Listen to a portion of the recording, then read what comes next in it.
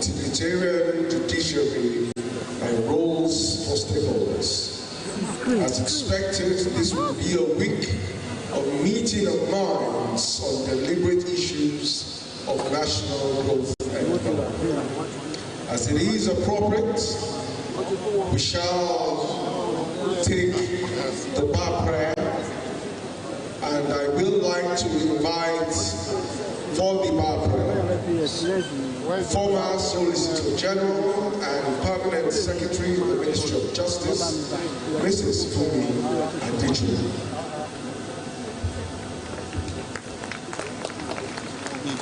Your Excellency, ably represented by the Honorable Attorney General, our distinguished ladies and gentlemen, may I request that you be upstanding and open your pamphlets to page 3 as we take the MPA prayer together. Thank you.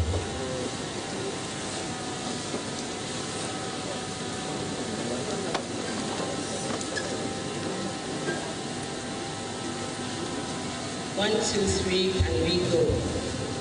Almighty God, our Creator, we pray you to be with us in all our deliberations and to direct our endeavors so that we shall continue in all humility to glorify thy name and do that which is right and just for our profession, its members, our fellow men, and country.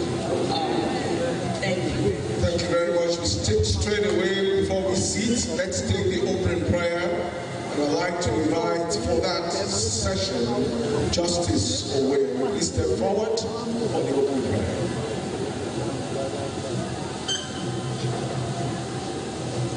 Thank you very much, distinguished ladies and gentlemen.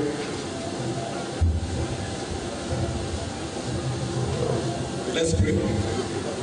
Heavenly Father, we thank you for this day and for the privilege to gather under the invitation of the Nigerian Bar Association Akure branch. We ask for your wisdom, guidance, and unity as we deliberate and share ideas.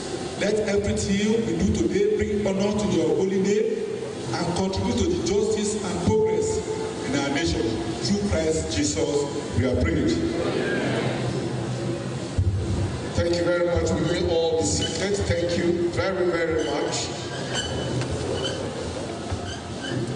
Your Excellency, distinguished ladies and gentlemen, as earlier said, this is a platform for the meeting of minds by the learned members of society, those who all the other professions are jealous of. It is said that lawyers are learned, the others are well educated. So everyone is expecting a robust meeting of minds and very, very clear-cut conversations as well as submissions from this topic. I know that even beyond those in this house, even beyond the lawyers, every member of society is waiting for what will come from this hall. And I am sure that no member of this society will be disappointed.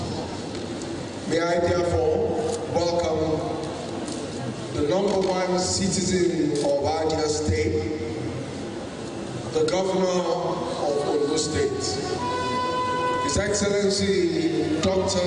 Lucky Oribison Ayedatiwa,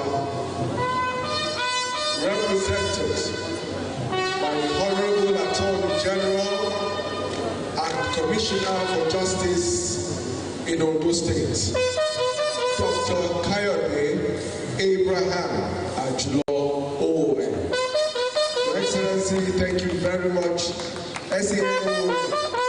Your Excellency, thank you very much for joining us at this event.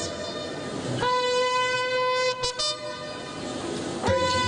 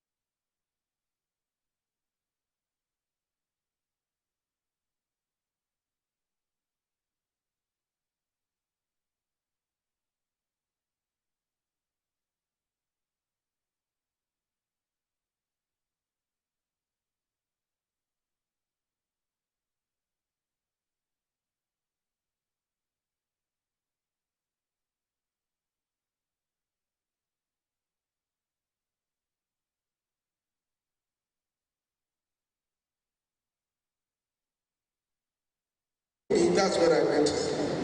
Akinwumi, and of course, Honorable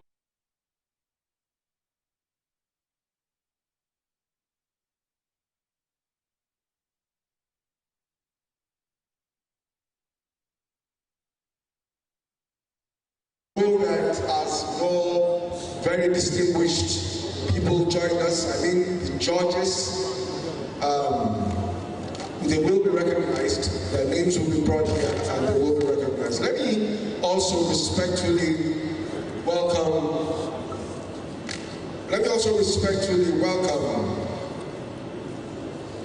The senior advocates of Nigeria who are in the building. I'd like to especially welcome Mr. Dayo Akinlaja, senior advocate of Nigeria. Thank you very much. And of course, he is the chairman planning committee. Thank you for all the great work you have done to make this event truly successful. Let me also welcome Sir Charles Titiloye, SAN. Thank you very much for joining us. I'd like to also welcome Mr. Adetunji Osho, SAN. Thank you very much for joining us. Former chairman, NBA Akure Branch. Thank you very much for joining us. Distinguished ladies and gentlemen. We also have in the same vein, we have in the house one of our illustrious sons, the former chairman of the Super League, Mr. Gbenga Endeman. Please just wave your hands. Thank you. At this point, let me welcome their Royal Majesties who are in the building. And I begin with Kabiyesi, His Imperial Majesty, Oba Ajibade Gbadegesin Ogunwuyi III, the paramount ruler of our kingdom, and chairman of the State Council of Obas, who is the royal father of the day. Thank you very much, Kabiyesi, for coming all the way to join us. To welcome His Imperial Majesty, Oba Dr. Yusuf Adebori Adeleye OON, the Olubaka and paramount ruler of Okakoko, Kabiyesi Ebani Nanokuku. Thank you very much, Kabiyesi, for joining us. My pleasure and honor as well to welcome His Royal Majesty, Oba Barrister Sir Stephen Babatunde Adegboyega Alabi Odudun Asudedero, paramount ruler of Osi-Ekiti. Kabiyesi, you're most welcome. Thank you very much for joining us at this event.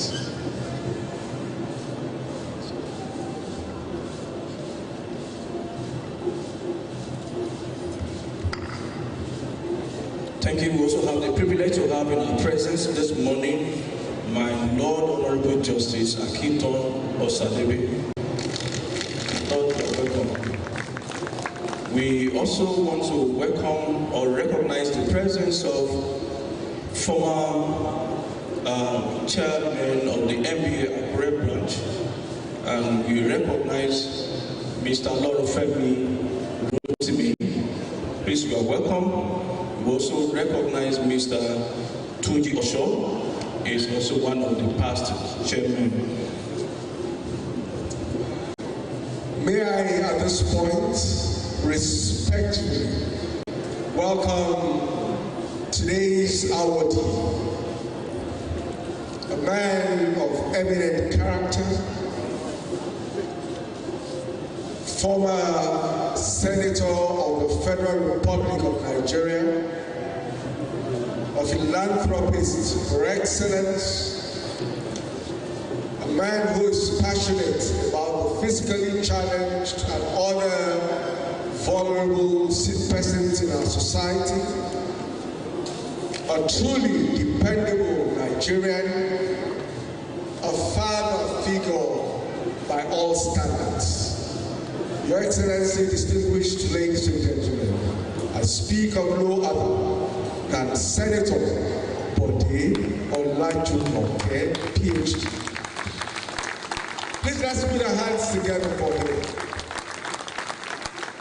Essentially, for very many years of distinguished service to the government and people of the Federal Republic of Nigeria. Today, the second part of this event will be dedicating or commissioning a facility that was donated by him to the NBA Akure branch. The details of that, thank you. Please clap if you want to clap. Thank you. Not many Nigerians can spend their money for things they will get nothing from. Incidentally, Dr. Bodiola Jumoke is also a lawyer of 45 years standing. He is perhaps one of the most simple Nigerians that I know.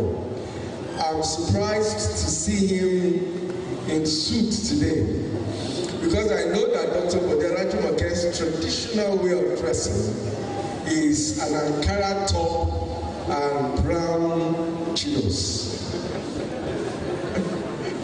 But today, I've known this since I was in secondary school, because I remember those days when I was at Joanna, and his vehicle would pass, especially when he's doing campaign, and you will see him, and I will always ask myself, what kind of politician dresses like this? Because then I was used to politicians dressing in agbada and everything. But thank you very much, sir, for all your good words to the people and government of this country. Let me also welcome a man who those of us in the media, and particularly the journalism profession, love to call Uncle Sam. Each time I call him Uncle Sam, I always shudder, because I ask myself, how would you have the courage to call this icon Uncle Sam? But well, in the journalism profession, everything is everything. So, distinguished ladies and gentlemen, I welcome to this hall, and first to the Sunshine State, a man who has done virtually everything in journalism. He is the vice chairman of the Vanguard Publishers, Mr. Sam Amuka Pemo, Uncle Sam. Let's put our hands together for him. I see Kabiyesi Babatunde Stephen Alabi. I hope it is not sacrilege to say that Kabiyesi is smiling. If it's sacrilege, Kabiyesi Ejema. But I see him smiling because, and I understand why. Thank you very much, Kabiyesi, for leading us in this part of the country, the same way Uncle Sam has led us all over the country. So, distinguished ladies and gentlemen, thank you very much. We are here seated today because of one man's efforts, who had sleepless nights putting together resources, both human resources as well, to ensure that this occasion come to bear today.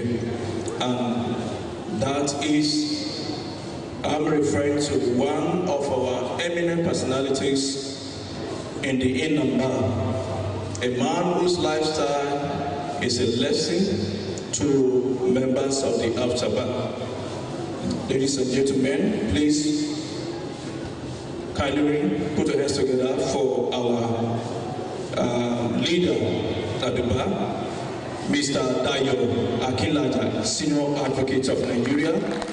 He is the chairman of the Law Week Planning Committee. Thank you very much, sir.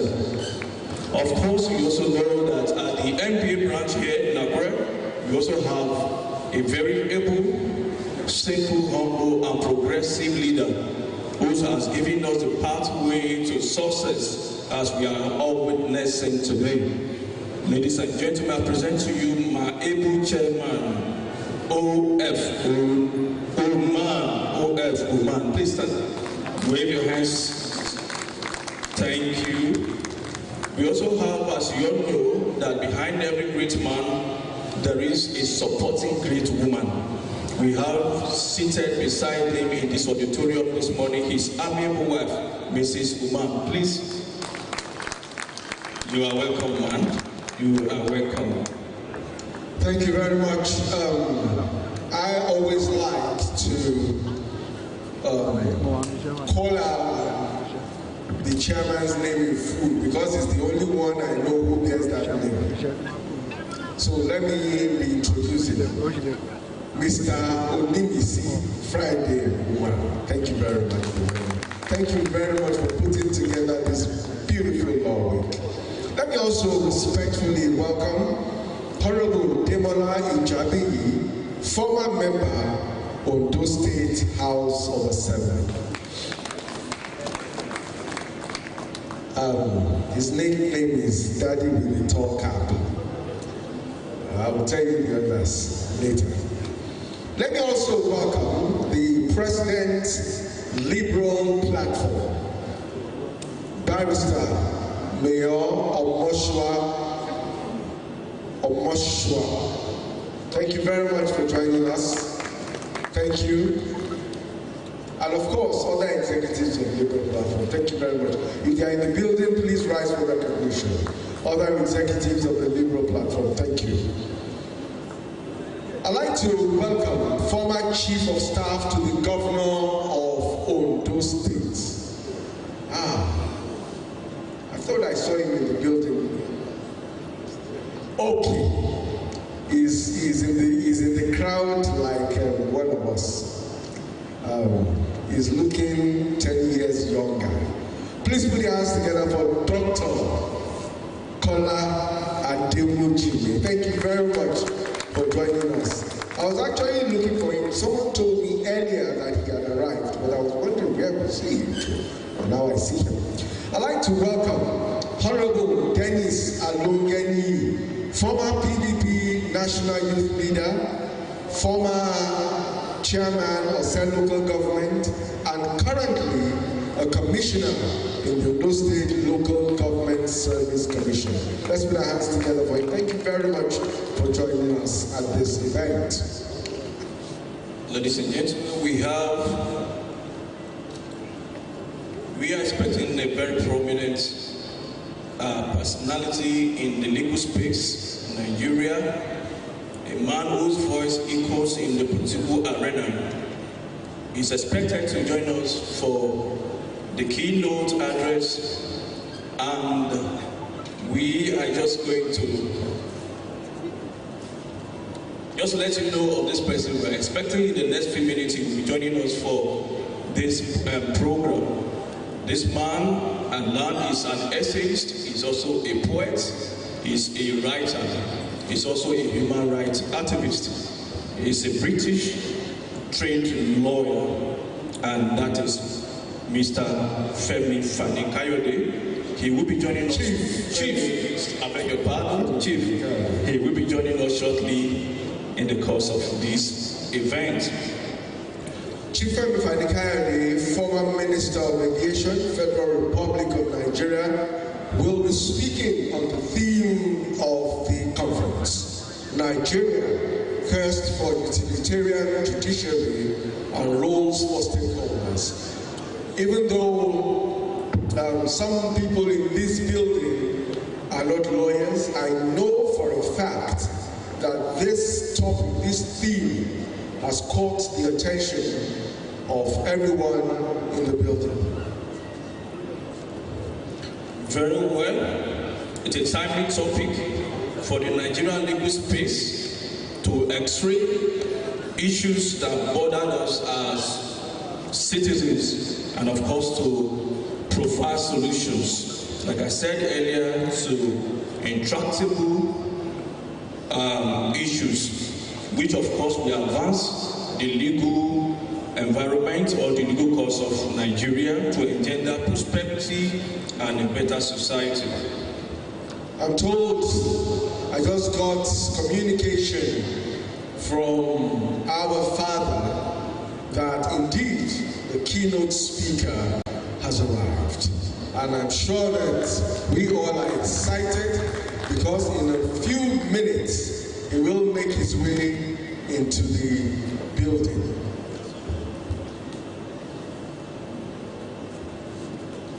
Okay, just before we usher in the keynote speaker, may I respectfully introduce or recognize the following persons. Mrs. Olubumini Araju, Deputy County Vice President, FIDA. Thank you, you are welcome. Mrs. Fumi Adejumo, former Solicitor General and Permanent Secretary, Minister of Justice of those states. If you are here, just wave your hands, let's see you. Thank you very much. Of course, we also have Mr. Olumide Ogidon. He is a former Secretary, MBA Rep Branch. Of course, we also have Ms. Oluwanike Omontayo, an epitome of representation of the youth in leadership. She is the Secretary, FIDA, on those days. Nika, if you are here, just wave your hands. Let's see you. Thank you very much. Of course, we also have Mr. Debbie Shalba, Publicity Secretary, FIDA, on those days. Please, I beg your pardon in case I pronounced your name wrongly. That was what I have here.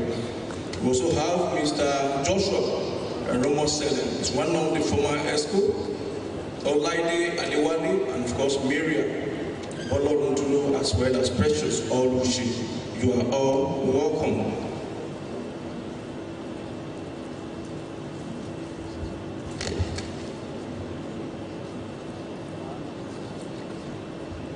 So, ladies and gentlemen, as soon as the first session of this program is taken, we are hoping to return to this auditorium for a very inspiring and educative sessions that will be undertaken by very erudite resource persons across Nigeria. And I was told just a few minutes ago that our erudite prof is in the building, Professor Olubenga, okay? Samuel, okay, please. Prof, are you in the building? All right. I'm sure you'll be joining us soon next. So, these sessions, particularly the section that is scheduled to discuss these topics, will take place immediately after the commissioning of the project, ably and generously financed by our father, Senator Bode Olajumoke.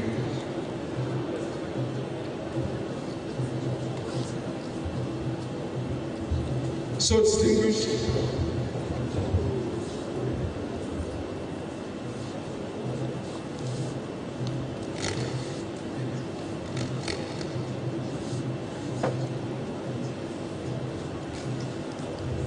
may I also respectfully recognize the presence of Honorable Justice Ademola Igbats of Jushola Igbats of the Customary Court of Appeal.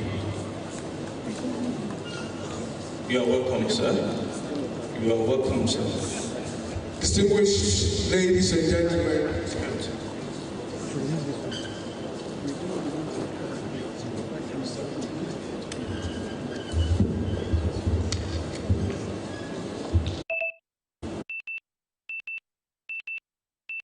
welcome.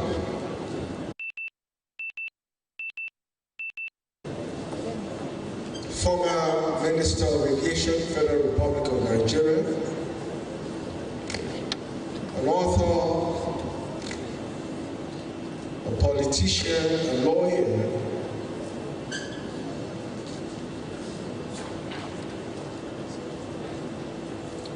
and a firebrand.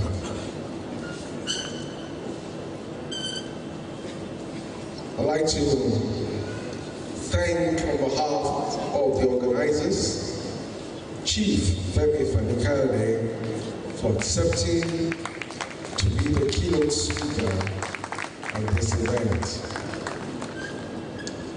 We also respectfully recognize the presence of all magistrates here present. Equally, we want to recognize the service of our ESCO members in the Akure branch, ably led by Mr. Munimisi F. Umman, Esquire, Chairman MBA Akure, We have Mr. Toluwalese S. Abisago Esquire, Vice. We have Mr. Joshua Olakunle Sibiotimo Esquire, Secretary, MBA Akure. You're welcome. We have Seyifumi Y. Olorunfemi Esquire, Treasurer.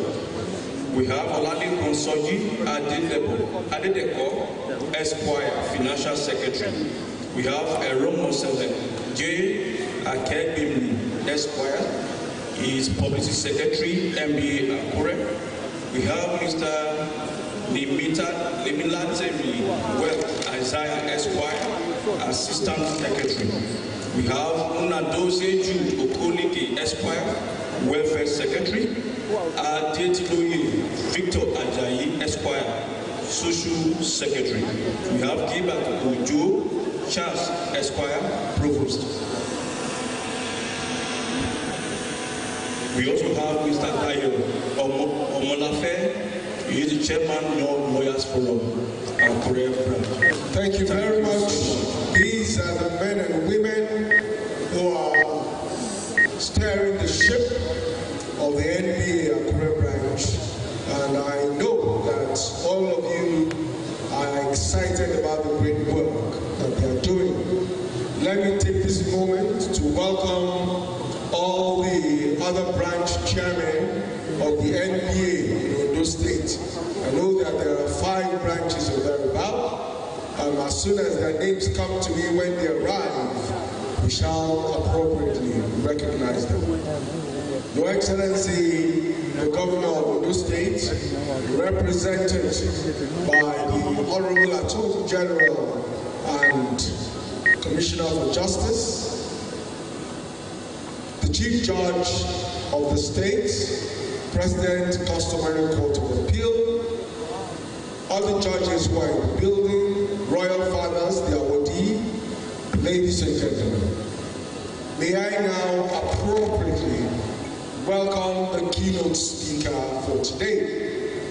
He is a politician, we all know that. He is a lawyer, we all know that. Incidentally and excitingly, he is also an author. But most importantly for me, I like to recognize him as a firebrand. Distinguished Your Excellency, distinguished ladies and gentlemen, I am very sure that today's keynote speaker will be firing from all angles as he speaks on the theme of the Law Week. I will not even go there anymore since he's in the building. Your Excellency, I welcome to Ondo State and the Dome in Akure, Chief David Oluwafemi Adewumi Abdul Fattah Latif Fani Kayode. Let's put our hands together for our keynote speaker. I must remark that he's looking fatter, more handsome, fresher, and everything goodly. Much more than we see him on television or anywhere else. Distinguished keynote speaker, former Minister of Aviation of the Federal Republic of Nigeria, thank you very much for accepting to be the keynote speaker at this event. I think our keynote speaker also has, as part of the resume, as being the former Minister for Culture and Tourism, if I'm correct. You are welcome, sir. We're delighted to have you in Akure, and I'm sure.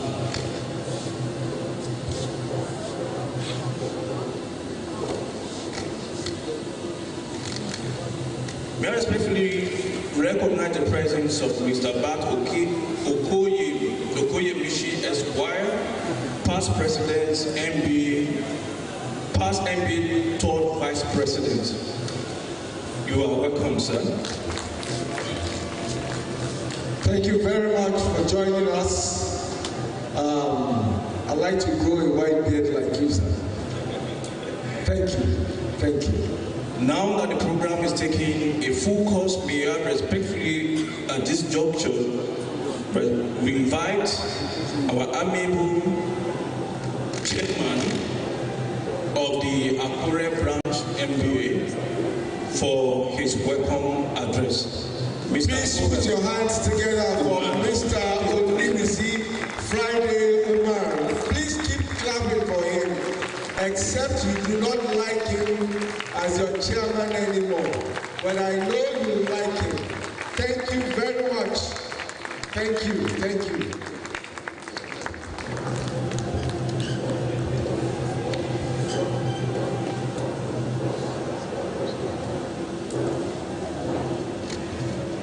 Good morning, everyone. His Excellency, the Governor of Ondo State, Dr. Lucky Orimisun Ayedatiwa, ably represented by the Honorable Attorney General and Commissioner for Justice, Dr. Olukayode Abraham Ajulos, OON, SAN. My noble Lord, the Chief Judge of Ondo State, Honorable Justice A.O. Odushola, represented by my noble Lord, O.A. Adebusoye. My Lord, you are welcome. The Royal Father here present, and other justices, and the other justices of the Ondo State High Court, and members of the bar. Permit me to rest on the already established protocol, while without wasting our time, I proceed to my welcome address as contained in pages 42 and 43 of the brochure already in our hands. On behalf of the Akure branch of the Nigerian Bar Association, it is my great pleasure to welcome you all to the 2025 edition of our Law Week. As we are gathered here today, we are honored to celebrate a momentous occasion that underscores the branch's commitment to excellence and growth of the legal profession. This year's theme, Nigeria, Quest for Utilitarian Judiciary and Roles for Stakeholders, resonates deeply with the objectives of the Nigerian Bar Association, and we are excited to explore its relevance and implication for our profession. The theme aligns perfectly with our effort to promote legal education, uphold the rule of law, and foster a sense of community among legal practitioners. By this theme, we are reminded of the importance of a functional judiciary in promoting democracy, the rule of law, and social justice. The quest for utilitarian judiciary is not just a desire but a necessity for our nation's progress. We, that is, the bar, the bench, government, and the citizenry, must therefore strive to ensure that our judicial system is people-centric, efficient, and accessible to all. The role of stakeholders in this quest also cannot be overstated. As legal practitioners, we have a responsibility to uphold the integrity of the judiciary and promote the rule of law. We must work together with the bench, government, and other stakeholders to create an environment that fosters justice, equity, and prosperity for all. The program will feature an avalanche of activities that will be kickstarted by a keynote address to be delivered by a notable keynote speaker in the person of Chief Femi Fani-Kayode, who is here seated with us this morning. You are welcome, sir. A legal practitioner of repute and a former Minister of Aviation who carries the blood of one of the earliest seals to be produced in Nigeria. I know as we are not only going to be legally stimulated, but will also be politically activated today. As we convene to deliberate on the intricacies of our theme, we are particularly delighted to dedicate this year's Law Week to celebrate an illustrious son of Ondo State from Imeri, in Ose local government area of Ondo State. And that is in the person of Senator Dr. Bode Olajumoke. Senator Olajumoke's contribution to the legal profession, public service, and philanthropy are a testament to his dedication to the advancement of great nation and the legal fraternity. We are deeply grateful for his generosity in donating a building to our branch, which will undoubtedly enhance our operation and provide a conducive environment for our activities. As part of this opening ceremony, we shall be commissioning Senator Bode Olajumoke Relaxation Center, an edifice located within our past center of Together, which he graciously donated to the branch. Senator, we are indeed grateful to you, sir. This gesture is a shining example of Senator Olajumoke's commitment to giving back to the profession that has enhanced him and a society that has nurtured him. We are honored to recognize his achievement and contribution to humanity. Before I end this aspect of the address, may I humbly draw the attention of both the Ondo State government and the federal government to an issue that I consider very important and germane, which, if not remedied, may be a blot on our national psyche. Considering Senator Bode Olajumoke's remarkable contribution to Nigerian politics, law, and philanthropy, nominating him for a national honor is well deserved. I have also taken time to look at his achievements from political to philanthropy, advocacy, and the likes, and leadership. I won't bore you with all of those ones put there. I will go straight to continue the address. Given his dedication to public service and philanthropy, Senator Dr. Bode Olajumoke will be an excellent candidate for any of the top national awards, such as the Commander of the Order of the Federal Republic, CFR, or the Officer of the Order of the Federal Republic, OFR, depending on the Honors Committee's evaluation. To all our guests, speakers, participants, and of course my beloved wife, who is also here seated with us, whom God has used at all times to allow me to go into the late night meetings at the bar center. And of course, without grudge and without complaining. I want to say and welcome every one of us to Akure. Let us seize this opportunity to rekindle our commitment to the ideals of our profession and to forge meaningful relationships that will shape the future of our nation. We are confident that this event will provide a platform for meaningful discussions, insights, and connections that will benefit our profession and society. Let the discourse begin, and may our deliberation yield positive outcomes for our profession, our state, and our beloved nation, Nigeria. Once again, I welcome you all to the Sunshine Bar, the largest bar in the Sunshine State. Thank you, and God bless you.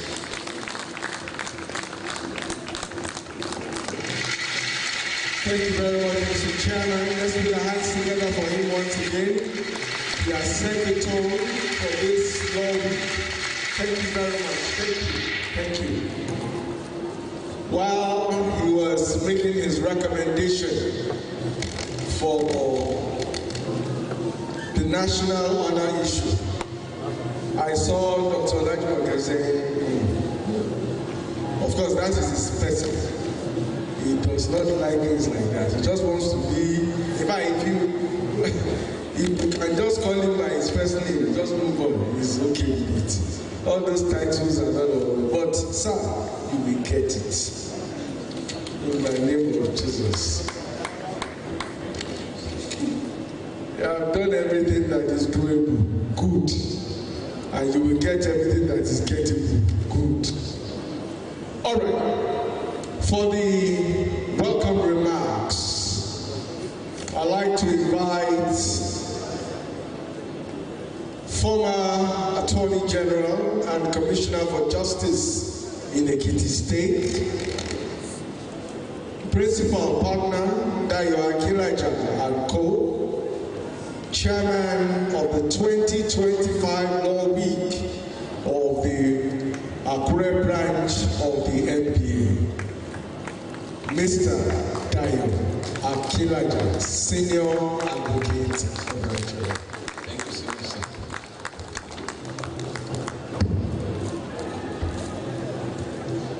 His Excellency, the Governor of Ondo State, ably represented here by one of our very best, the person of Kayode Agilo, Dr. S.A. His Lordship, the Honorable Chief Judge of Ondo State, ably represented by one of our own, Honorable Justice Adebu Soji. My other lords, KBSs, our father of the day, Senator Olabode Olajimoke, and our dear father, Uncle Sam, our keynote speaker, KBSs, distinguished colleagues, ladies and gentlemen. The welcome address of my own self as the chairman of the planning committee is to be found on pages 44 and 45 of our brochure, and with the kind indulgence of everyone, I will proceed to read. For and on behalf of the 2025 Planning Committee, it is my great pleasure to welcome you all, most eminent and highly venerated personages, to this year's annual log of Akure branch of the Nigerian Bar Association. This is a stellar audience, and I must unpretentiously admit that the honor of your magnificent presence is in no way lost on us. I am especially mindful of the obvious fact that some of our esteemed guests here seated have traveled considerable distances to be here. I must especially acknowledge the sheer ruggedness, dexterity, and tenacity of purpose that our keynote speaker has demonstrated and admirably put in place. In coming, he had to travel all night to be here with us auspiciously. Sir, we are deeply grateful. I must officially thank you enough for the great sacrifice, monumental sacrifice indeed, that you have made to be part of us here this morning. We appreciate you, sir. You have all impressively demonstrated uncommon love and affection for us in Akure branch. For all this, we are deeply grateful. Our gathering is to commemorate a week-long series of events designed to underscore the paramount importance of law in shaping our society and promoting justice. This occasion provides a platform for us to engage in meaningful discussions, share insights, and reaffirm our commitment to the cause of the rule of law and civilization. The theme for this year's Law Week is Nigeria, Quest for Utilitarian Judiciary and Rule for Stakeholders. Under the auspices of this broad theme, we shall be interrogating a number of momentous and monumental issues concerning the Nigerian judicial system. For instance, the growing call for promotion of electoral justice through legislative and judicial interventions across the country, regardless of the urban or rural differences, shall be put in focus. Similarly, premium spotlight shall be upon the issue of judicial independence and accountability in recognition of its sine qua non importance to our national democratic and economic development prosperity. In compendium, the forum of this law book is principally intended to accentuate the need for a judicial system that is practical and purposeful in all ramifications. By so doing, naturally, public confidence in our judiciary will be vigorously rebuilt and strengthened. Evidently, the judiciary can only regain public confidence when, inter alia, it is manifestly seen as independent, purposeful, and practical in doing justice and enforcing strict adherence to the rule of law. With the benefit of this week, restoring the Nigerian judiciary to its pristine lofty height is a potential reality.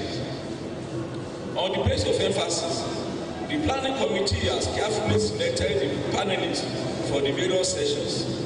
All hands are on deck to make the week exceptionally fulfilling and stimulating intellectually. To achieve this, we have lined up for intellectual interrogation by our erudite speakers and panelists avalanche of topics designed to engender reforms in areas such as the justice sector, electoral process, custodial and correctional systems in the area of justice sector, emphasis on socio-economic implications of judicial independence, professional ethics for legal practitioners and relationship of the bar and the bench. Concerning correctional reforms, the imperatives for proper integration and rehabilitation of ex-inmates is bid to come under the spotlight. This law will also features a series of humanitarian events, such as sensitization of the general public to human rights, welfare visits to correctional centers, football match, and the grandeur grand finale, dinner/award night. Needless to mention that the week offers premium opportunities for all and sundry to professionally and socially network. There will be ample room for delegates and attendees alike to exchange pleasantries with old friends and make new contacts in great ways. Akure, the capital city of the Sunshine State, is known for diverse cuisines and very rich culture. The city is serene, secure, and spectacularly beautiful. Its people are uncommonly warm and receptive. Nothing short of a highly memorable and delectable experience awaits everyone. Once again, on behalf of the planning committee, I sincerely thank you all, our esteemed guests and members, for making our time to be here with us. Truth be told, your presence lends princely credence to this occasion.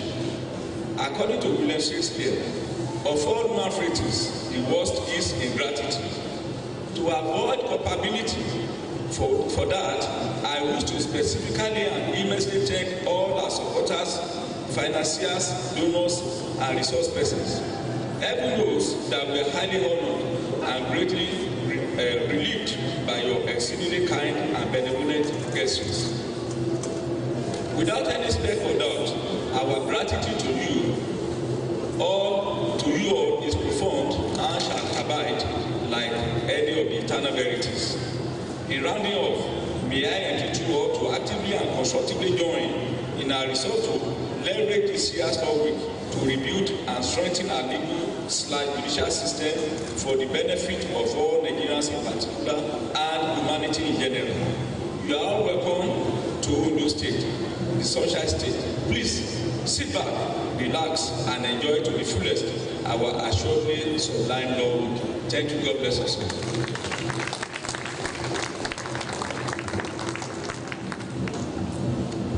I'm told that this event is being broadcast live on YouTube, Majo Television Network. Please, you can subscribe and watch. Even if you have to leave the hall, you can keep watching and tell others to watch as well. It's Majo Television Network. Thank you very much. We move to the goodwill messages. Thank you, our leader, the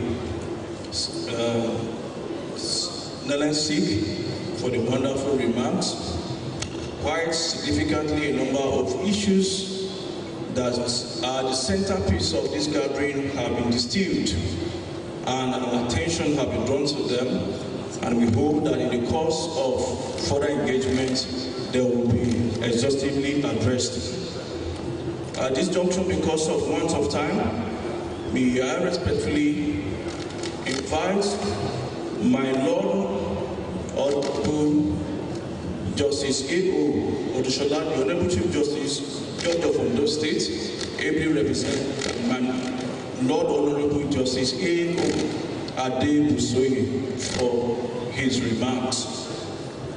Thank you very much. Let's put our hands together for him. As he comes to the microphone, I'd like to recognize the presence of Honorable Justice Remi Adegoroye. Thank you very much for joining us. We sincerely apologize for that omission as well. Thank you. Honorable Justice Adebusoye now gives his goodwill message as representative of the Chief Judge of Ondo State.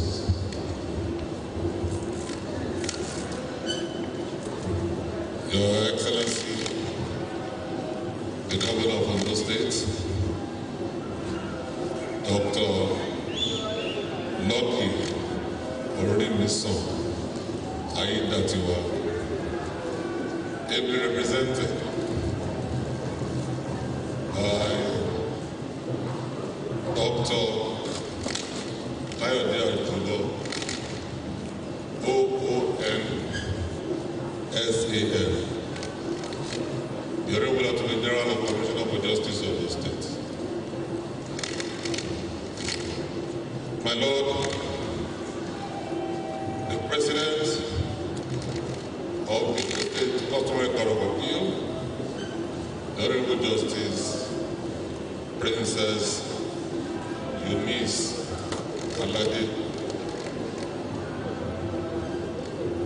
my colleagues of the Ondo State Judiciary,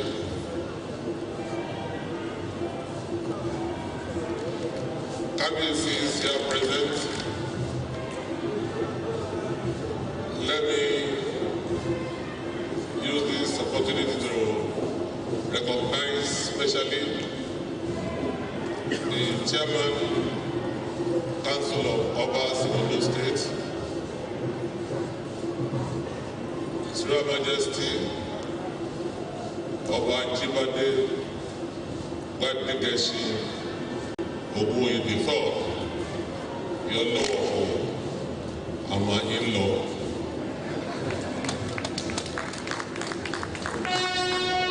I cannot recognize somebody who was my very good friend before he changed his position, and that is His Royal Majesty Oba Steve Alabi. You're welcome, sir. Let us see who's here present. I can see so many of them, but let me use the latest city in town, Prince Tunji Osho, as a point of contact to all senior people of Nigeria in the house. Gentlemen of the bar, I also want to recognize commissioners and heads of government participants here present, so that I will not break the protocol.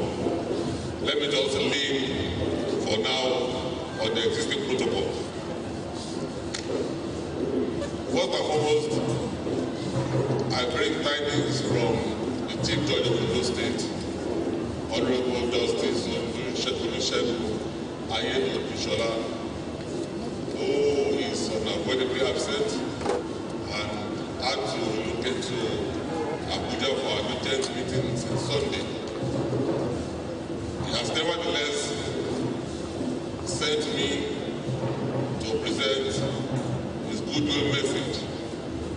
So any voice you hear from now on will be that of Honorable Justice Olusegun Aiyedatiwa.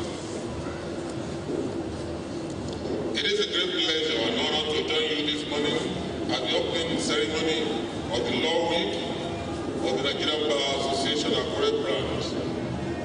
I bring you warm felicitations from the entire judiciary of Ondo State and commend the leadership of this vibrant branch for sustaining the important tradition of intellectual and professional engagement.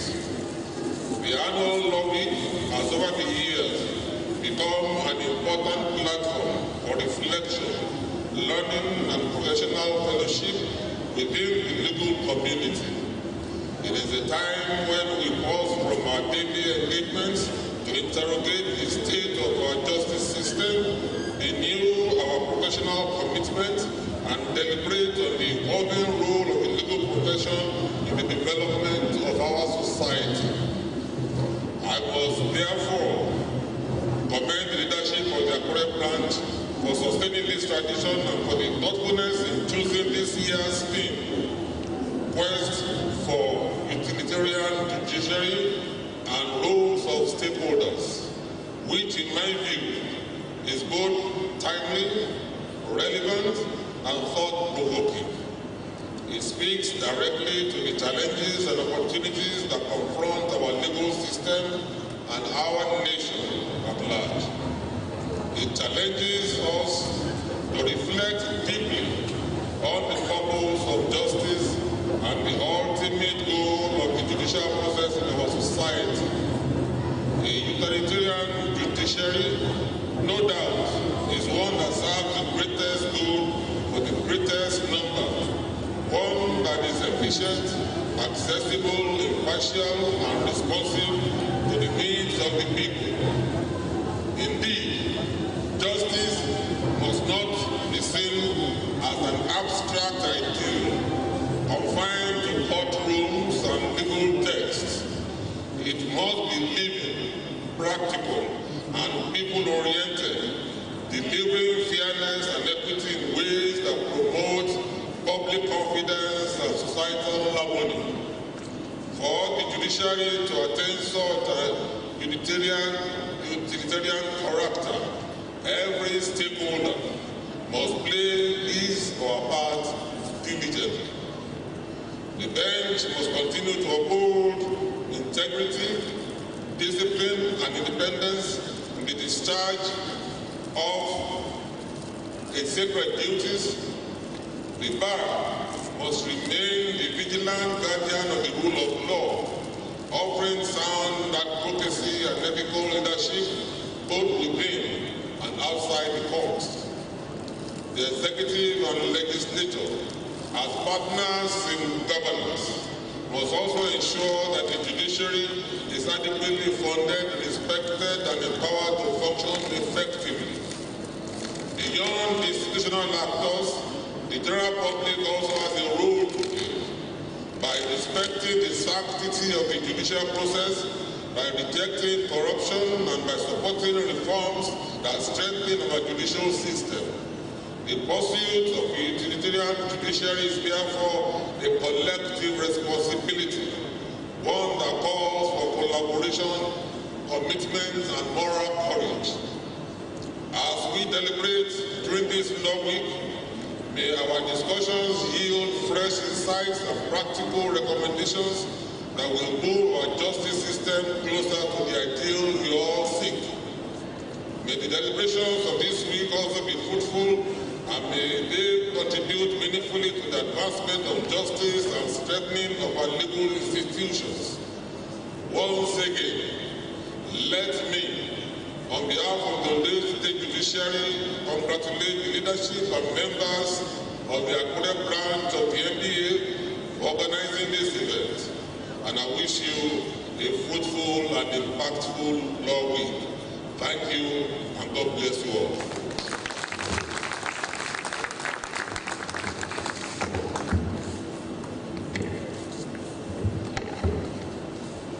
Thank you, my Lord Honorable Judge.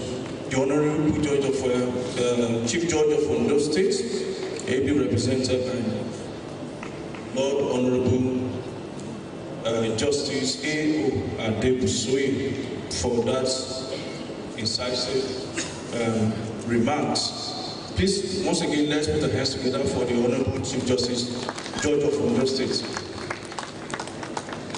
We have seen before now that the center of attraction as far as this event is concerned, if you have taken time to go through the theme of this program, which is Nigeria Quest for Utilitarian Judiciary and Roles for Stakeholders. Know that here, stakeholders are seated, but something that's very, very important, which I want to draw our attention to, is the word judiciary. And today in this auditorium, we have our the bench ably represented, perhaps for the discourse that will follow suit as far as this topic is concerned. Because we, all the Nigerian society, believe that the judiciary plays an indispensable role in the democratic process, and that is what we're going to be looking at today. So, my Lord, the Honorable Chief Judge of Ondo State, we thank you for coming, and other judges who are here seated as well. The next item on the order of event is to introduce my Lord Honorable Justice Eunice Aderonke Alade, the President Customary Court of Appeal, for a brief remarks. Please put your hands together as I usher to the auditorium, to the podium, my Lord Honorable Justice Eunice Aderonke Alade. Please keep clapping until she gets to the podium. Thank you very much.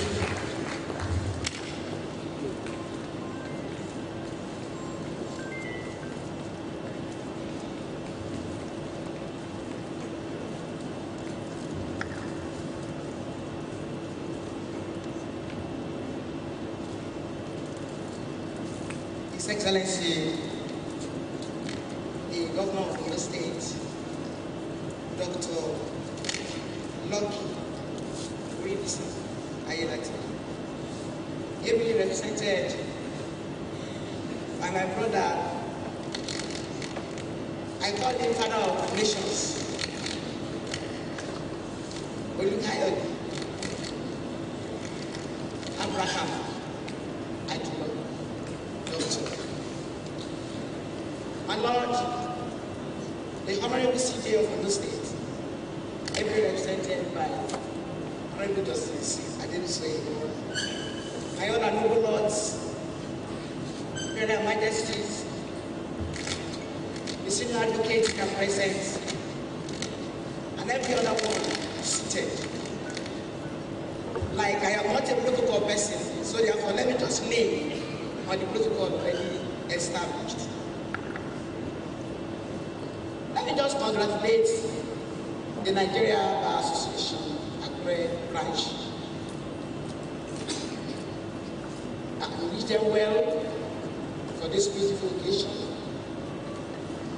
That the minds of the public will be open again to the rule of law, what it entails, what we should do to bring things together, to make sure that our part in the legal way is adequate, favors the young and the old, and that we'll be able to achieve the best in our nation and in Ondo State particularly.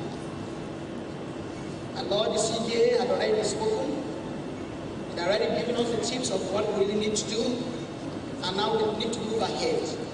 Mine is just to support what he has said and to wish the NBA a fruitful time and a blessed time.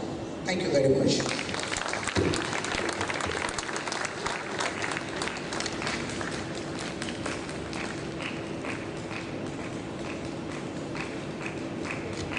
I think we should do more for the President Customary Court of Appeal. Thank you very much, Lord Justice, Honorable Justice E.A. Alade. Let me quickly and respectfully welcome Honorable Justice Temitope Adedipe, told is in the building. Thank you very much for joining us. Thank you. I'd like to also welcome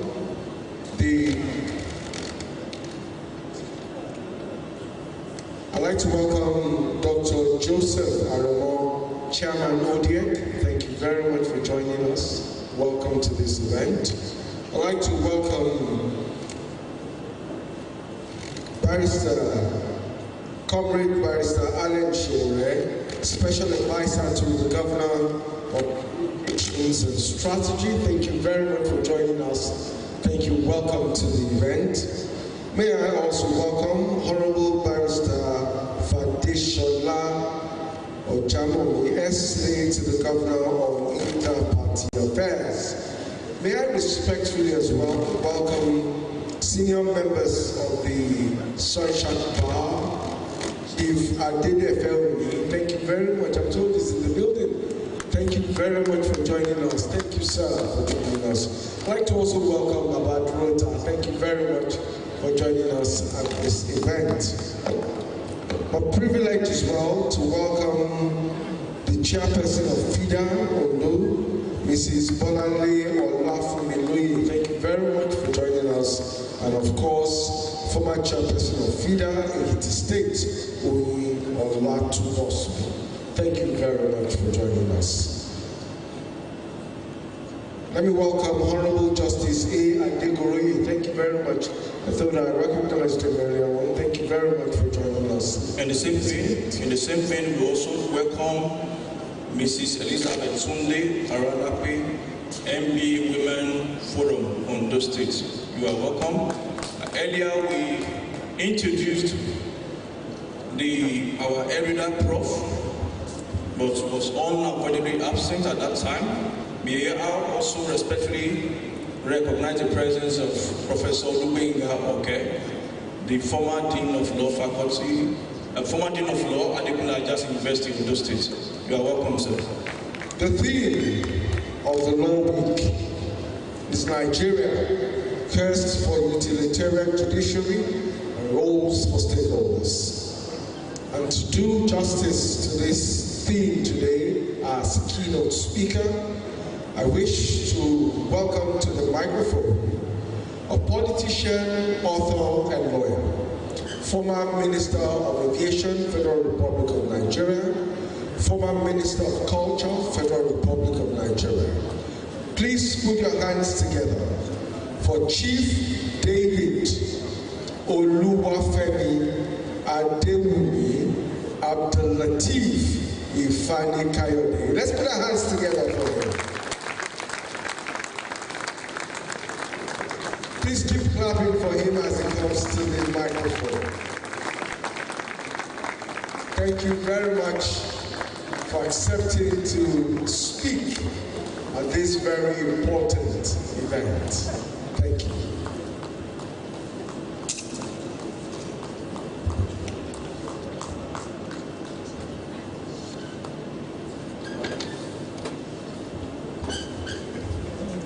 Bless the Lord.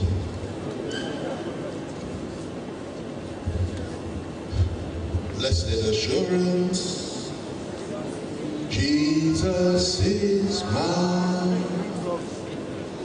Oh, what a foretaste of glory divine, fair of salvation, born of God, born of His Spirit, washed with His blood. This is my story, this is my song, praising my Savior all the day long. This is my story, this is my song. I'm praising my Savior all the day long. Blessed be the name of the God of all gods. Blessed be the name of the God whom I serve. Blessed be His holy name forever. He is light. He dispels all that is darkness. He is power. He is mighty. None can stand against Him. Glory and honor and praise be unto His name. I invoke His name in this today. I invoke His power in this hall today. I acknowledge His strength. I acknowledge His faithfulness. I acknowledge His love. I acknowledge His power. He is the Elohim, the Adonai, the El Shaddai. He that knows the end before the beginning and the beginning before the end. The Alpha and the Omega, the God of all flesh, the lily of the valley, the rose of Sharon, He that is high and lifted up, whose train fills the temple. None can stand against Him. None can overcome Him. Glory and honor and praise be unto Him this day. In Jesus' mighty name, I pray. Amen and amen. Let me begin by acknowledging the protocols and going through them once again as briefly as I possibly can before thanking you for giving me this great honor. I acknowledge the presence of the governor, Aida Tiwa, that has been ably represented by my good friend and brother, Dr. Kayode Ajilosan, a wonderful man, a great son of the soil and a great representative of Ondo State. I shall say a few things about him later on in this little discourse. I acknowledge the presence of course, the Chief Judge of the state, Justice Odushola, represented ably by Justice A.O. Adebusoye. Thank you very much, sir. I acknowledge the presence of the President of the Customary Court of Appeal, Justice E.A. Alade, a wonderful lady and a daughter of the soil, a daughter of the source. I acknowledge the presence of all the lordships and judges sitting here today, the most brilliant branch of the judiciary in this country as far as I'm concerned, because we all know about what they say about the people of Ondo State. Refined, educated, enlightened, very tough. Nobody can mess around with them. I acknowledge you. I acknowledge, of course, the awardee today, my very big brother, who has been a great mentor to me for so many years, an inspiration, a man filled with the Spirit of the living God, a man that has been guided by God, even through the most difficult times in our history. He has been there. That is Senator Bode Olajumoke. I acknowledge you, sir. I acknowledge the presence of one of my favorite uncles and one of the greatest sons of Nigeria, the great publisher, the elder statesman, a nationalist, a friend, and more like a younger brother of my father of blessed memory, Uncle Sam Abokapemu, who is an institution in our nation. I acknowledge you, sir, and I thank you for your service to this nation. I acknowledge the presence of the Olowo Obo and all the other Obas that are seated here. May God continue to be with you, sirs. Did I say it right? God bless you, sir. And thank you for being such wonderful representatives of our culture and of our ancestry and our heritage. You're highly respected, and I appreciate you and I acknowledge you.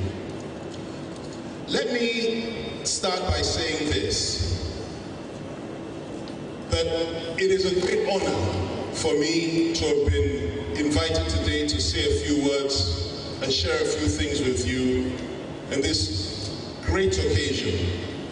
I actually feel underdressed because I see you all dressed in the way that you should be dressed as lawyers and men and women of the bar, and I feel as maybe I should have put on a suit.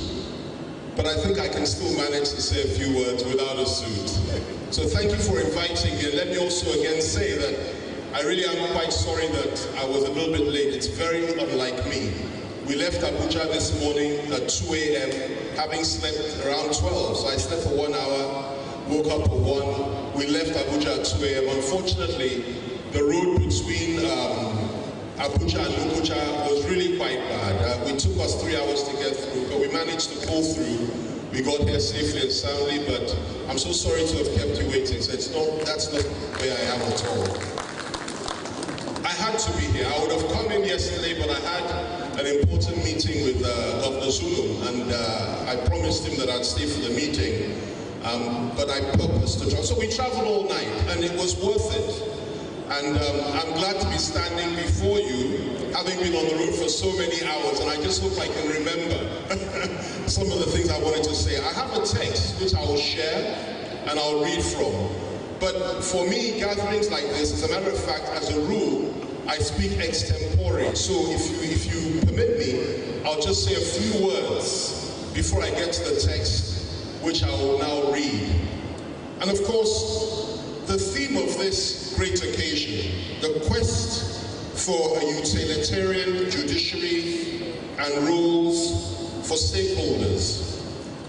That is a remarkable theme. an appropriate theme, and a theme that speaks to everything that we stand for. Why do I say that?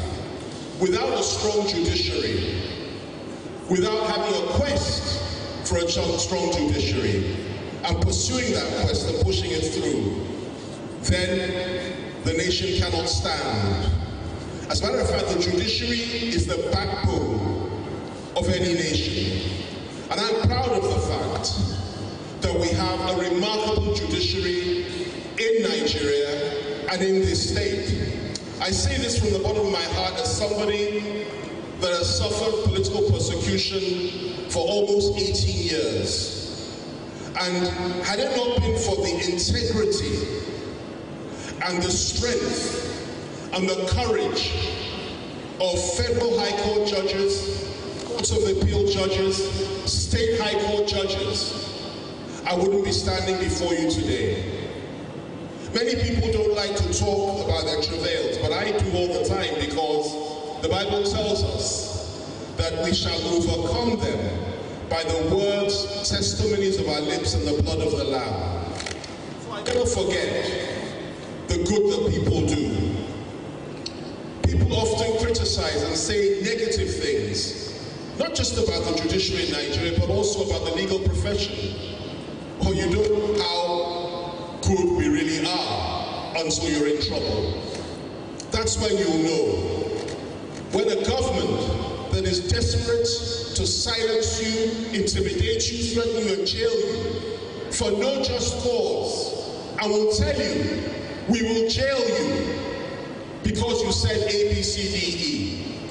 We'll find a way, and they throw everything they've got at you. The only thing that stands between you and that cell and that dungeon is one, God, and two, the judiciary. And in my case, and in the case of many others, the judiciary and God did a wonderful job. A wonderful job. In years, 18 years of persecution. First case, 7 years, appearing before 3 different judges. Second case, another 7 years, appearing before 3 different judges again. Another case, the third case, 9 years, appearing before 1 judge. And the final one, which was the last ditch by those that sought to silence me, lasted for 4 years. And every single one of those cases, every single one of those travails, I had absolute faith and confidence in the ability of our judges to do the right thing. I never knew any of them. I never met any of them. And there's nothing the executive did not do to get them to do the wrong thing. But they stood firm, and they stood for justice. And they stood for someone that had nobody and nothing but God. And I went through that fire. God saw me through. And the judiciary did the right thing. So I salute your courage. I salute your strength. I salute your independence and your ability to apply the law and to be discerning and to do the right thing. It doesn't stop there. We're talking about the judiciary. And I never planned to say all this. I have so many other things to say, but I'm led to say it, to encourage you and let you appreciate the importance of your work. After I was acquitted in 2016, having been prosecuted for 7 years, the judge that acquitted me, who I had never met before, she was approached by one of the security agencies. And she was told, I'll tell you who it was the EFCC under Magu, because things have changed now. You now have a human being heading that agency. In those days, they approached this lady and they told her that because you acquitted Fani Kayode, we are going to jail you and we're going to remove you from the bench. And she was shocked. She was shocked. They told her in front of her lawyer. Her lawyer's name was Galadima. He was one of Wale Babalaki's lawyers. He was sitting there. And the head of that agency in Lagos said, we're going to do that because we told you that even though he didn't do anything, you should have jailed him, and you refused. And you know what they did? They first of all engineered her removal as a judge. She was removed as a judge. After that, they prosecuted her. And they prosecuted her for 4 years. 4 good years of her life. At the end of it all, she was discharged and acquitted. And she was reinstated as a judge. And now she's a judge at the Federal High Court in Abuja. That is the power of God. That is justice. And that kind of evil is what we need to stand against. There are some in my very long travails. There are some judges that felt so intimidated. I saw it with my own eyes. But that's not the stuff of which the people of Ondo State, or the judiciary of Ondo State, is made of. You are made of much sterner stuff than that. And I'm very proud to be associated with you. I'm very proud of our judiciary. I'm proud of our lawyers, many of whom have fought long and hard to seek justice for others. Some of my lawyers were very young when we started. By the time it was all over, they're now senior advocates. There are so many of them. And I must say this, even Kayode was my lawyer in one of my cases. Remember the other one they tried to do and it all disappeared so quickly? And, you know, there are so many. But I must mention, set apart, a gentleman that is a son of the soil here, who did so well. That is Ifedayo Adedipe, senior advocate of Nigeria. An absolutely brilliant lawyer. Absolutely brilliant. Tough, courageous, scathing. I mean, honestly, I saw him cross-examining people. I wouldn't like to be on the receiving end of his cross-examination. A brilliant man. And most importantly, a man of conscience, a man of class, and a man of integrity. He's the son of this land. And I'm very proud of him, and I'm very proud of those of you that gave us to him, or rather gave him to us. I'm in the land of great men, like the present governor that you have now, and like the great Iroku, former governor Mimiko, the great Akiti, the former governor Akeredolu of blessed memory, the great Ajasi, the great governor Omoburi, men like Fasorati, the head of Afenifere, our president of Afenifere, Chief Olufalaye. I mean, I could go on and on and on. What a people you are. What a people you are. And let me tell you this. You have a great rising star from this land, who is presently the Minister of Internal Affairs. I've only ever met him once. We had a long talk. But if you know what he's doing in Abuja, and for this government, and for this nation, you have every reason to be very proud of him. He doesn't speak much, and I told him the day we met, he came to my house, he honored me with his presence, and by the time I heard the things he had achieved from him, and he spoke with such passion and conviction, and I told him, I said, look, the problem here is that it appears that people don't know what you have managed to do. He has done so much. And again, I thank you, the people of Ondo State, for giving Nigeria such a wonderful young man who is doing wonderful things for our nation. Now let me just quickly finish these remarks and I'll get to the script and you know, I am linked to Ondo State in a way in which you might find extraordinary. And it's a very deep link, and let me just share that with you very briefly. First of all, my great-grandfather was a priest. He took Christianity to Ife. He was trained and educated by the Anglicans, and he went to Furabe College in Sierra Leone, studied theology. At that time, Furabe College was part of Durham University in the UK. So he finished there in 1897, and he came back and he was ordained as a pastor, as reverend, and he took Christianity to Ife. He established the first church there. He was an ordained Anglican priest. And among so many other things, he's the one that insisted that human sacrifice should be stopped in Ife. And as a consequence of efforts and great men of God, it was stopped. And that was one of his greatest achievements. But when he finished his first tenure in Ife, he went to Ondo, and he established a church here in Ondo, the Stephen's Church, in a place called Ode Ondo, St. Stephen's Church. Ode Ondo, sorry. Odo was there. He established the church there, and he was there for many, many years. And believe me, the greatest of all the Coyotes as far as I'm concerned, because after doing 16 years, he now went to Ijebu, pastored another church there. Throughout his life, he was a pastor. But let me tell you what's interesting about that. And this is where all the law comes in. First son, that is, my grandfather became a lawyer. He went to Cambridge, studied law, he became a lawyer. He came back to Nigeria, excelled in that profession, and he was the third Nigerian to be made a judge.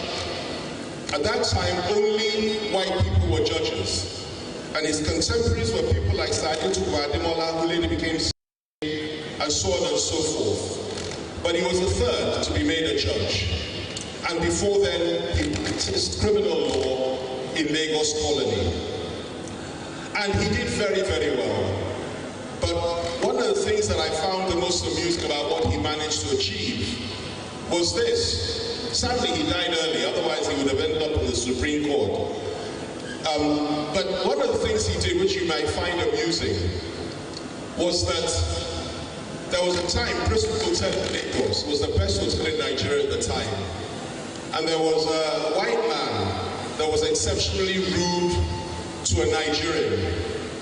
And at that time, my grandfather had just come back from Cambridge, and he was filled with all kinds of ambitions and passion. And he ended up slapping the white man for being rude to a Nigerian. And he made headlines in those days. And when he was confronted and said, "Is it true that you gave this man a slap?" He said, "No, it's not true. I gave him 2 slaps because he was rude to one of our own." And he was now told, "You know, you could go to jail for that." He said, "It would be an honor to go to jail for defending my people." And you know what happened? 1 week later, the white man that that insulted the Nigerian at Bristol Hotel, he originally came from Kenya. He said he's leaving Nigeria because the Nigerian people are not like the blacks in Nigeria, are not like the blacks in Kenya. The ones in Nigeria are very stubborn and difficult. So he has to leave the country and go back to Kenya where he came from. And he went back to Kenya very quickly. But that is where it all started for us in terms of he went on a flourishing career as a judge, like I said, he did so well. But his own son also, like him, went to Cambridge. That is my father. His own son also did very well in the Tripos exams, and like him, came top in the bar exams for the whole of the British Commonwealth, just like my great-grandfather had done. His own son also excelled in the legal profession, and he was the third Nigerian to be made a King's Counsel, QC in those days, and the third Nigerian to be made a senior advocate of Nigeria. And of course, he set up the first indigenous law firm in this country, Thomas Coyote and the great Rotimi Williams. That was the first indigenous law firm. And he did very well as a lawyer. As a matter of fact, that was his calling. And that is our calling as a family. From there, he went into politics, moved the motion for Nigeria's independence successfully, and went on to do so many other things. Then it came to our own generation. I also went to London and Cambridge University. I also did my best. I also came out and practiced for a while. I also went into politics. But why I'm saying all this is for this reason, and for this reason alone. For law is essentially a divine calling, and it prepares you for anything you seek to set your hand to do. It gives you strength and courage, and it sharpens your mind, and it causes you to excel in every way. And so if you are a lawyer, or if you are a judge, or associated with that whole arena, you know you already have an advantage in life. And we need that quality of mind and those type of people in every sphere of human endeavor in the world, and indeed in this country, particularly at this time. Sharp minds. Too many brilliant lawyers stay only with the law throughout their lives. Forgive me for saying this. We need more and more of them.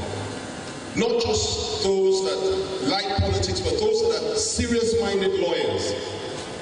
Men and women with sharp, eagle eyes and sharp minds and sharp tongues to come into the political arena to make our country a much better place. We need that. And I pray to God that we will achieve that. Because without that, we cannot have anything that we seek to achieve in this country. I never meant to say so much before getting to the text of what I really came here to say today. And you will forgive me if I read the text very quickly, if that's okay, so that we can get this over and done with. And again, you will forgive me when I come to such gatherings. I don't think I should just come here and say a few nice things, niceties, and we all say thank you and goodbye. I believe this is an opportunity to share things about our country and indeed the world that will be meaningful and impactful and will spark off debate and discussion. Especially when the issues raised are very, very serious issues. Our nation has been threatened. So much is going on now, so much is being said. Religious differences, and therefore I felt it was appropriate for me to say and share the following with you. So here goes my address, and I'll be as brief as possible. I believe that it's been shared, so if you care to, you could actually follow if you choose. It's titled, Bow to God and Not to Trump. Bow to God and Not to Trump. That's the title, and it goes like this. Mr. James Barnett, a PhD candidate at Oxford University, wrote the following in an essay titled, Nigeria's Crisis Runs Deeper Than Just a War on Christians, for the Washington Post a few days ago. He wrote, inter alia, that, quote, Christians absolutely are being threatened and killed in parts of Nigeria. I can personally attest to it, but to frame Nigeria's crisis entirely in that way badly distorts the complicated and tragic reality on the ground. Shaping U.S. policy around such distortions, especially when U.S. troops may be put in harm's way, will not yield good outcomes. For several years, I lived and worked in Nigeria, studying its conflicts and interviewing different militant groups. I would never advise anyone to downplay the suffering of Christians who have experienced horrific attacks. I have seen and heard from many victims firsthand, but I have also seen the impact of similarly horrific violence across Muslim communities. To ignore the latter is to misunderstand what is really going on. Voices ranging from former Trump officials to the Vatican have cautioned against framing Nigeria's complex insecurity in solely religious terms. Conflict has grown rampant in Nigeria under successive governments, and the country now faces various militant groups pursuing different agendas. Lumping them all together and reducing their motives to anti-Christian animus in stake. End of quote. Now, in my view, Barnett is absolutely right. I sincerely hope and pray for all our sakes that someone in the White House is listening before it's too late. Permit me to begin this contribution with the following basic point. My belief is that we must eliminate every single terrorist and those that are sponsoring them in Nigeria. I do not believe in dialogue with them or forgiving them. I do not believe in negotiation with them. I do not believe in pampering them or managing them. I do not believe in rehabilitating them into the Nigerian armed forces. I believe in crushing them and sending them to their maker, and in doing so quickly and decisively.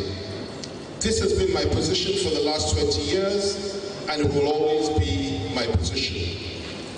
Demons and vampires do not have any place in the land of the living, and they have no right to life.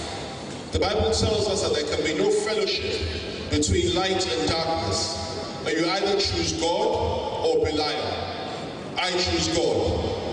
Every single one of them, whether they be Boko Haram, ISWAP, Ansaru, Al-Qaeda, JNIR, Lakurawa, the killer herdsmen, the kidnapping bandits, or any other, must be dispatched to hell where they came from, and our country must be cleansed of their filth and verminous evil. They are a cancerous plague that must be eradicated with clinical precision by brute force. Outside of that, I believe that genocide, ethnic cleansing, crimes against humanity, war crimes, and mass murder of the most horrendous nature has been carried out by each of these groups in Nigeria over the last 20 years against Christians. And I have been saying so for many years, perhaps more than anyone else. But today, there is a difference and a caveat that makes the problem even more horrendous than it already is, and which we ignore at our own peril.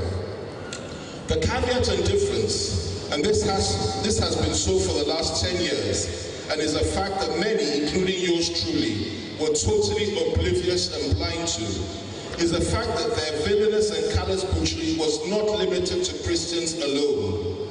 They butcher the Muslims too, and they do so in equal, if not greater numbers. That is the reality and the challenge that we are faced with, which is lost on many, whether anyone cares to believe it or not.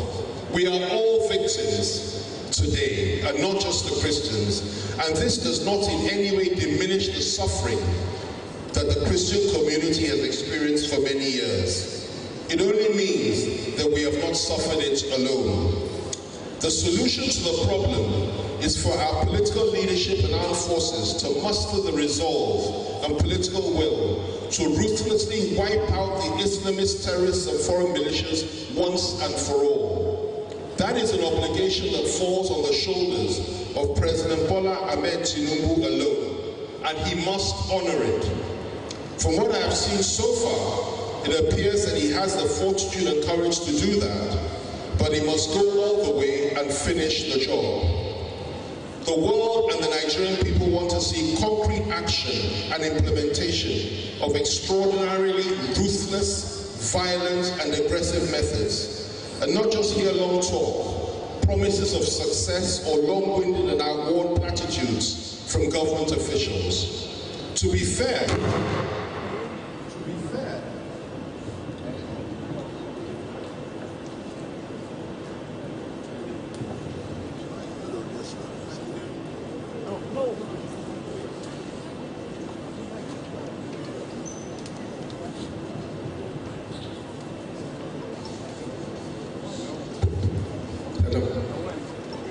are we okay now? Thank you very much. Yeah. So, to be fair to the security apparatus and the current administration, more terrorists have been killed in the past 2 years than the previous 8 years put together. Yet they keep keeping quiet, which is something I don't understand, but they are killing them. This is commendable, but they must go further. The Nigerian people are paying for the blood of these terrorists, and they must see it flow into an ocean of divine retribution. What certainly doesn't help is when, instead of that, we are assaulted and provoked with pictures and video footage of Islamist terrorists having so-called peace talks with state government officials in places like Katsina. Yet, as traumatizing as all this may be, our greatest challenge today comes not from the Islamist terrorists in the north, or even the equally barbaric savagery of separatist groups in the southeast like ESN, but rather from the wild, puerile, and infantile tantrums, psychotic delusions, and sadistic disposition of the Jekyll and Hyde character, feral psychopath, and malevolent narcissist who currently presides over the affairs of the United States of America and who sits in the White House. Let me make this clear. Anyone that does not fully appreciate the fact that Donald Trump's motives for threatening our nation with war are disingenuous, self-serving, baseless, unfounded, and questionable, and anyone that does not recognize the fact that his mental instability, thin skin, fragile ego, incendiary emotions, pernicious deceit, avaricious appetite, obsession with money, lust for power, low intelligence quotient, and volatile disposition is capable of driving him into actually dropping bombs on Nigeria and sending in American ground troops for no just cause. Anyone that doubts that does not know Trump. Make no mistake, his intention is not to help us fight the terrorists or to save Christians in Nigeria, but rather to drive a wedge between Christians and Muslims, ignite the fire of a brutal and never-ending religious war, establish a Sudan-like arena of butchery and carnage, send in the Marines or Derek Prince's CIA-funded private army of Blackwater mercenaries, and finally carve up and occupy our land and pillage our rare earth, gold, lithium, uranium, diamonds, gems, precious metals, crude oil, aluminium, natural gas, and other mineral resources. His intention is not to help our country fight the terrorists and rid us of them, but to subject it to the same thing that they did to Yugoslavia in the 1990s by bombing the entire country to smithereens, shattering our fragile unity, and breaking us up into 5 or more smaller countries and vassal states, each of which will be compelled to have US military bases, each of which will take orders from Washington, and each of which they will control, manipulate, and dominate.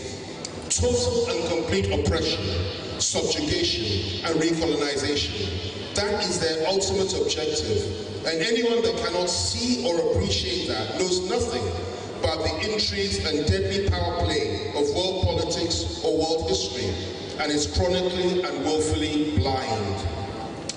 It is true that Christians have suffered immeasurably in our country over the years and have been subjected to genocide, ethnic cleansing, mass murder, crimes against humanity, war crimes, and the most vicious and pernicious forms of persecution at the hands of foreign-backed terrorists and Islamist militias. But it is not true that they are the only ones that have suffered this terrible fate and horrendous ordeal. Muslims have suffered the same fate in equal measure at the hands of the same barbaric monsters and terrorists. As a matter of fact, if you want to talk about state-sponsored persecution and genocide in the north over the last 20 years, it is not the northern Christians that were subjected to this, but rather the Shia Muslims of Kaduna, who had over 1,000 of their members slaughtered in one afternoon in Zaria, Kaduna State in 2016, simply for blocking a road when General Tuku Burutai was Chief of Army Staff, Nasir El-Rufai was Governor of Kaduna State, and President Muhammadu Buhari was President. Outside of that, I am not aware that Christian communities in northern Nigeria were targeted for elimination or mass murders by officers of the state anytime or anywhere over the last 20 years. They have been targeted by non-state actors and terrorist militias, but certainly not officers of the Nigerian military, as the Americans are trying to suggest. Trump claims that Nigerian Christians are facing an existential threat, yet this is far from the truth. It is true that many Christians and Muslims are being targeted and killed by terrorists in Nigeria, but it is not true to suggest that Christianity is facing an existential threat. And if it is true, then it means that Muslims are facing an existential threat as well. Now, how can we be facing an existential threat when there are over 120 million Christians in our nation, which represents 50% of the overall population?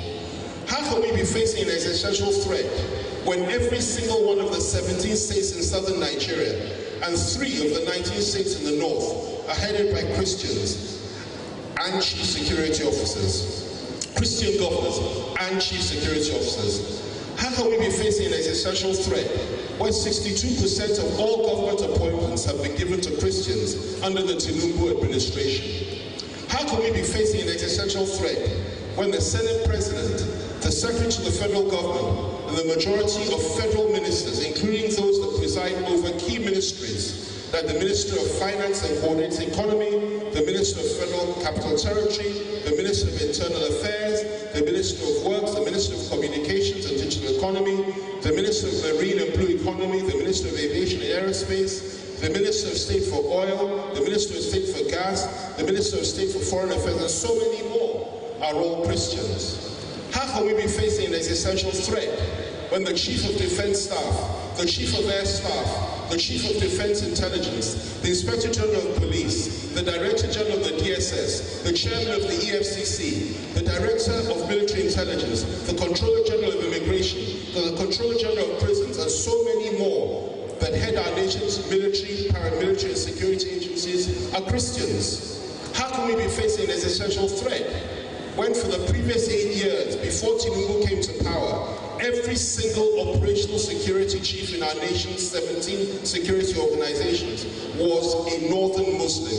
Yet when he assumed office, he changed all that and balanced the equation by appointing and including Christians. How can we be facing an existential threat when the Governor of Central Bank, the Chairman of the Tax Reform Committee, and the Chairman of FIRS are all Christians? How can we be facing an existential threat when 3 out of the 10 largest, richest, and most powerful and influential churches and church leaders in the world, who have broken enormous boundaries and spread the gospel of our Lord Jesus Christ in a remarkable and groundbreaking way, both in our nation and outside of it, are Nigerians?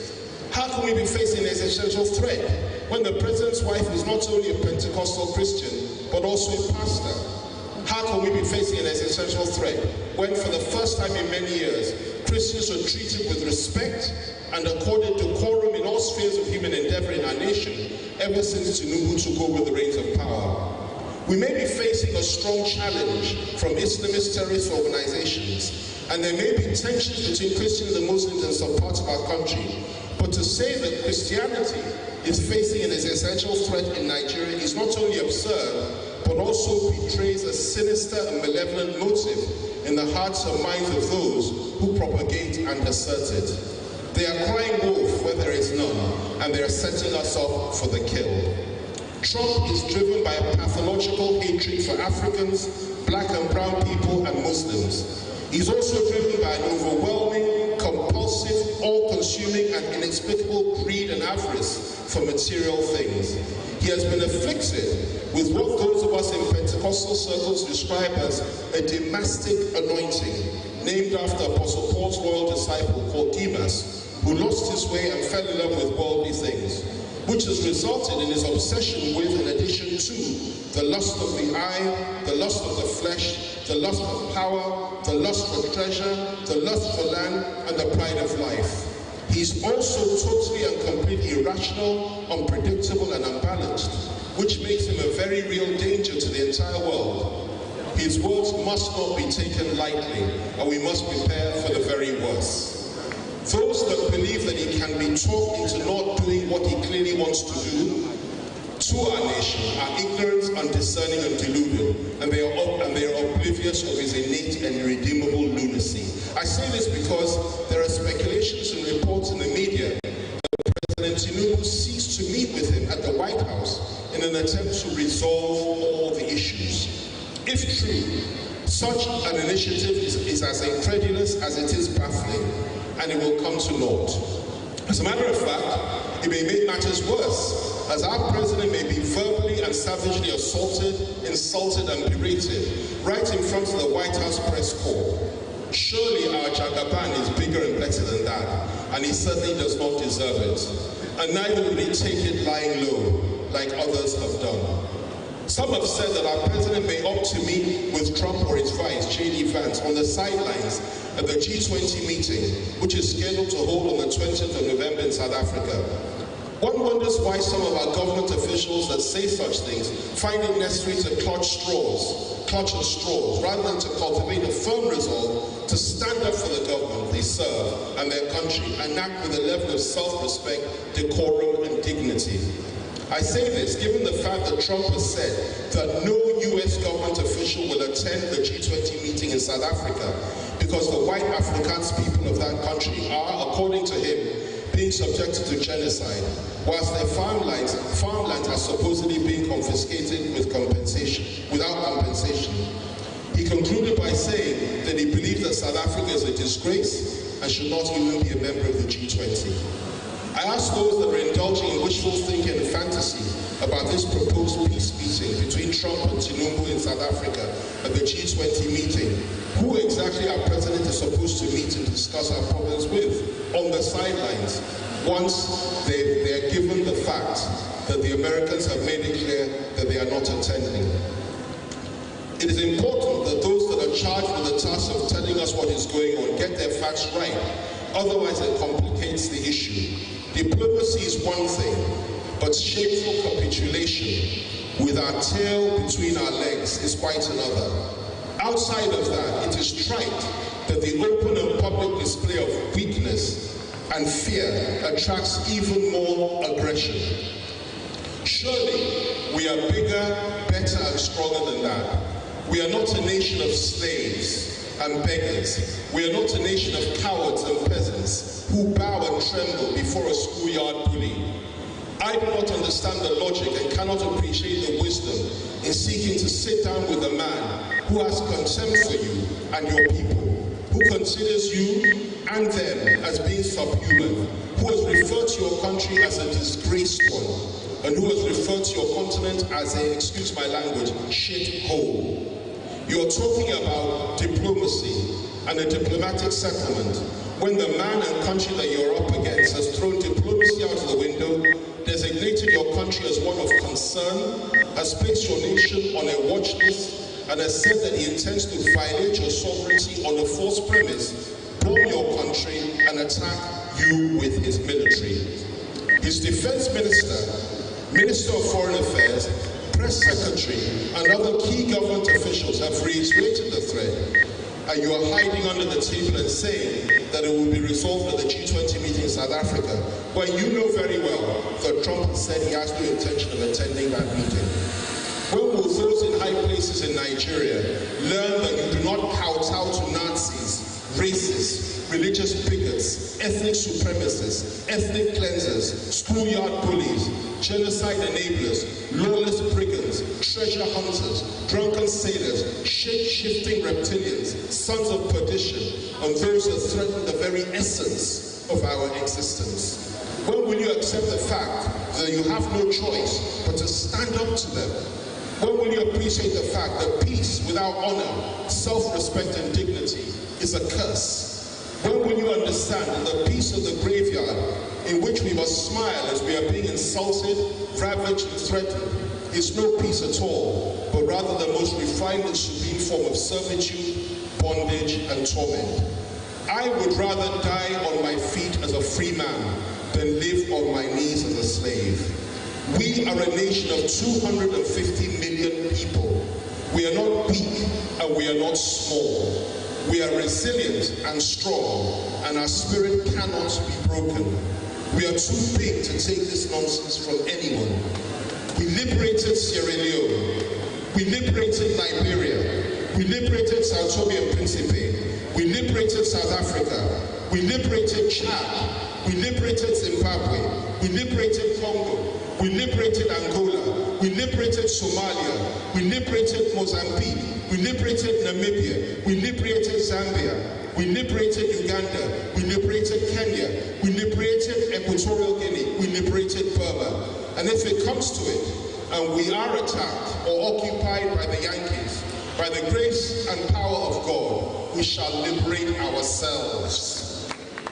The Bible says, the Lord shall trouble those who trouble us, and that he shall contend against those who contend against us. Pharaoh, Herod, Nebuchadnezzar, Jezebel, and Sennacherib fell, and so will the bestial creature that sits in the White House, who issues brazen threats against us and refuses to let my people go.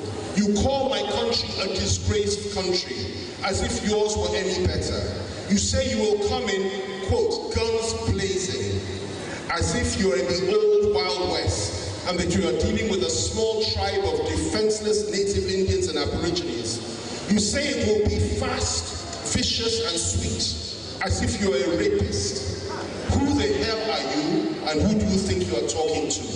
Are you God? Not all of us are intimidated by you in this country. Not all of us are cowards and cheerleaders. Not all of us fear death or are too timid to speak up in defense of our nation. Not all of us have lost our sense of self-worth, self-respect, and dignity. Let me assure you that those turncoats and blacklegs that are on their knees begging you not to attack us and calling for dialogue and understanding are a minority. The majority of us cannot bear your insolence, arrogance, and corrosive disposition, and will stand up to you like men despite the odds. We reject any form of dialogue or understanding with you, as long as you keep threatening us with violence and tormenting us with insults. How can there be dialogue and talks with a bully and a thug who believes we are subhuman and who has contempt for us? How can there be dialogue with a man who defies the living God and who openly oppresses and supports the genocide of both Christians and Muslims all over the world? How can there be dialogue with a man who supports the barbarity of the state of Israel and the evil of Zionism, and who sees Arabs, Muslims, people of color, and those that do not share his morbid worldview of American supremacy and domination as nothing better than lapdogs and rodents? If you honestly believe that it will be easy for you to take on a nation of 250 million people like ours, then please try your luck and go ahead. I advise you not to be fooled by the treasonous, ignorant, and cowardly malcontents, never do well, vultures, whores, secessionists, traitors, and cheerleaders in our country, who have chosen to be your accomplices and co-conspirators, and that are telling you to come in to conquer and kill us all. They are a misguided, confused, and deluded bunch of servile minions and perfidious quislings who do not know the implications of what they are saying, and who have sold their souls and lost their minds. Satan is using them to justify your lust for the shedding of Nigerian blood and your desire to destroy God's plan and purpose for our great country. They do not represent us because the overwhelming majority of our people are loyal, united, fiercely patriotic souls who refuse to be intimidated by you and who will never accept to be your vassals. If you come in guns blazing, as you have threatened, know this: you will suffer the consequences in a dramatic way, as American soldiers will be forced to pay a heavy price, and many will not survive it. Worst of all, you will ignite a war in our sub-region that will result in all your strategic interests being burnt to ashes. You may destroy our country and spark off a religious war, which is what you want, but ultimately you will get tired. You will lose, and you will run away with your tail between your legs, as you have done everywhere else that you go, and indulge in your vile and fruitless military adventures. You lost in Somalia and ran away. You lost in Afghanistan and ran away. You lost in Korea and ran away. You lost in Vietnam and ran away. You lost in Iraq and ran away. You lost in Cuba and ran away. You lost in Nicaragua and ran away. You tested Iran and got a bloody nose. The only reason you won the First and Second World War and defeated the Germans is because of the help and support you received from Russia and the Soviet Union respectively. Actually, it was the Soviets that defeated the Germans in World War II and took Berlin, and not you, after 20 million Russians lost their lives. What a great and noble sacrifice that great country made to free the world and to stop the Nazis. The question is, what was yours outside of dropping 2 nuclear bombs on innocent and defenseless Japanese citizens in the cities of Nagasaki and Hiroshima, killing hundreds of thousands in a matter of seconds? Where is your invincibility? You have none, and neither are you infallible. Today, you threaten, intimidate, and insult Venezuela, Colombia, Mexico, South Africa, Brazil, Canada, Nicaragua, Gaza, Yemen, Cuba, Syria, China, Russia, North Korea, India, Pakistan, Turkey, Denmark, Ukraine, Burkina Faso, Mali, Namibia, Niger, Chad, Sudan, and much of Europe and the Middle East, and you treat their respective leaders with disdain and contempt. Truth is, you have emasculated and castrated most of them and turned them into a bunch of quivering quislings that are little better than your household. Yet you will soon find out that we in Nigeria are very different to others. When faced with intimidation, we do not easily bend. When faced with intimidation, we do not easily bend the knee. Do not mistake the apparent timidity and low self-esteem of many of our leaders for weakness on the part of our people. We are polite, patient, humble, kind, compassionate, accommodating, and long-suffering. But at the same time, we are strong-willed, proud, stubborn, confident, courageous, adventurous, and extremely tough. Our strength lies in our spiritual foundation and faith and belief in God, which makes us slow to anger, but irresistible in battle. The Lord will finally humble you if you try any nonsense with us, and He will take the battle right back to your own doorsteps in America. Like David said to Goliath before the historic battle, I say to you, Donald Trump, who is this uncircumcised Philistine that has chosen to defy the armies of the living God? Like David, I say our defense lies not in sophisticated arms and nuclear weapons, but rather in the power and might of the living God, who is irresistible in battle. I say thy servant slew the lion and the bear, and so it shall be for this uncircumcised Philistine who has chosen to defy the armies of the living God. We are the anointing of the Lord, and He has a special purpose for our nation at this end time. Touch us and see your end. Strike us and know that we are not the cowardly weaklings that you perceive us to be. Attack us and discover that we are made of steel, and that even though you may level our city and spill our blood, you will never break our firm resolve or shatter our irrepressible spirit. And neither will you ever make us forget who we are and the proud and noble stock from which we come.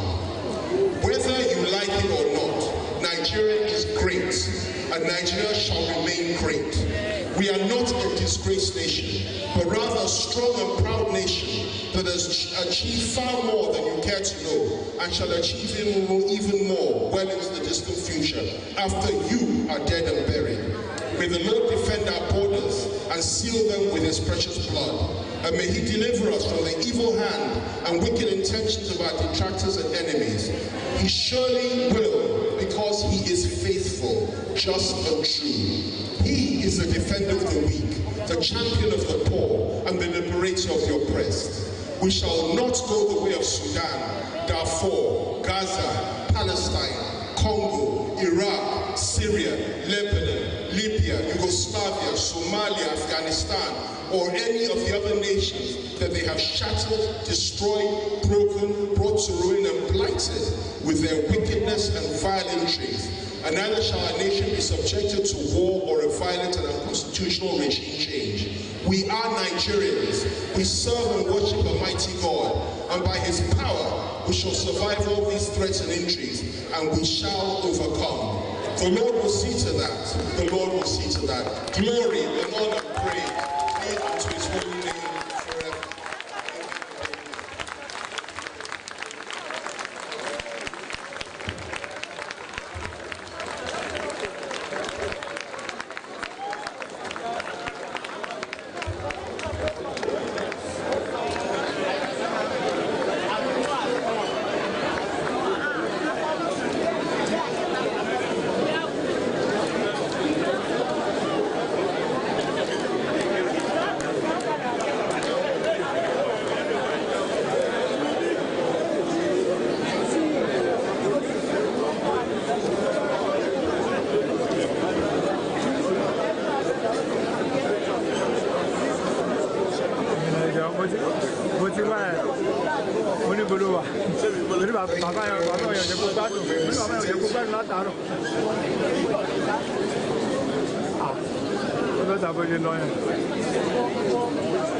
Earlier on, while the introductions were going on, I remember recognizing the keynote speaker as former minister of this, former minister of that. When I said I love to refer to him more appropriately as a firebrand. I didn't know that it was going to come from this dimension today. So, distinguished ladies and gentlemen, the keynote speaker has lived up to his personality. Absolutely. I'd like us to once again celebrate the Sadoki Njingafi, the Wakili Ndoka Potisko, the Ajadula Otukiti, former Minister of Aviation, former Minister of Culture, former Presidential Advisor on Public Affairs, Chief Femi Ifani Kayo. Let's put our hands together. I think also from a very patriotic point of view, Chief Femi Ifani Kayode has, by this speech this morning or this afternoon, stirred our courage in the face of national and international challenges, telling us of the fact that we as a people, with our courage and patriotism, can only bow to God. It's a great thing to have you as a leader, our former minister. Thank you so much for a well-delivered speech. We are grateful. We are grateful.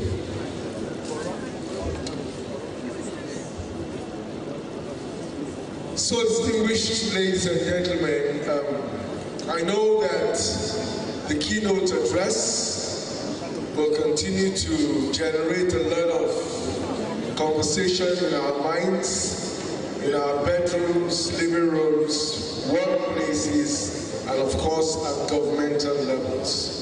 I remember that a few days ago, I read his comments about the Trump challenge in one of the dailies, and I said, I'm glad that he has thrown the whole matter open today.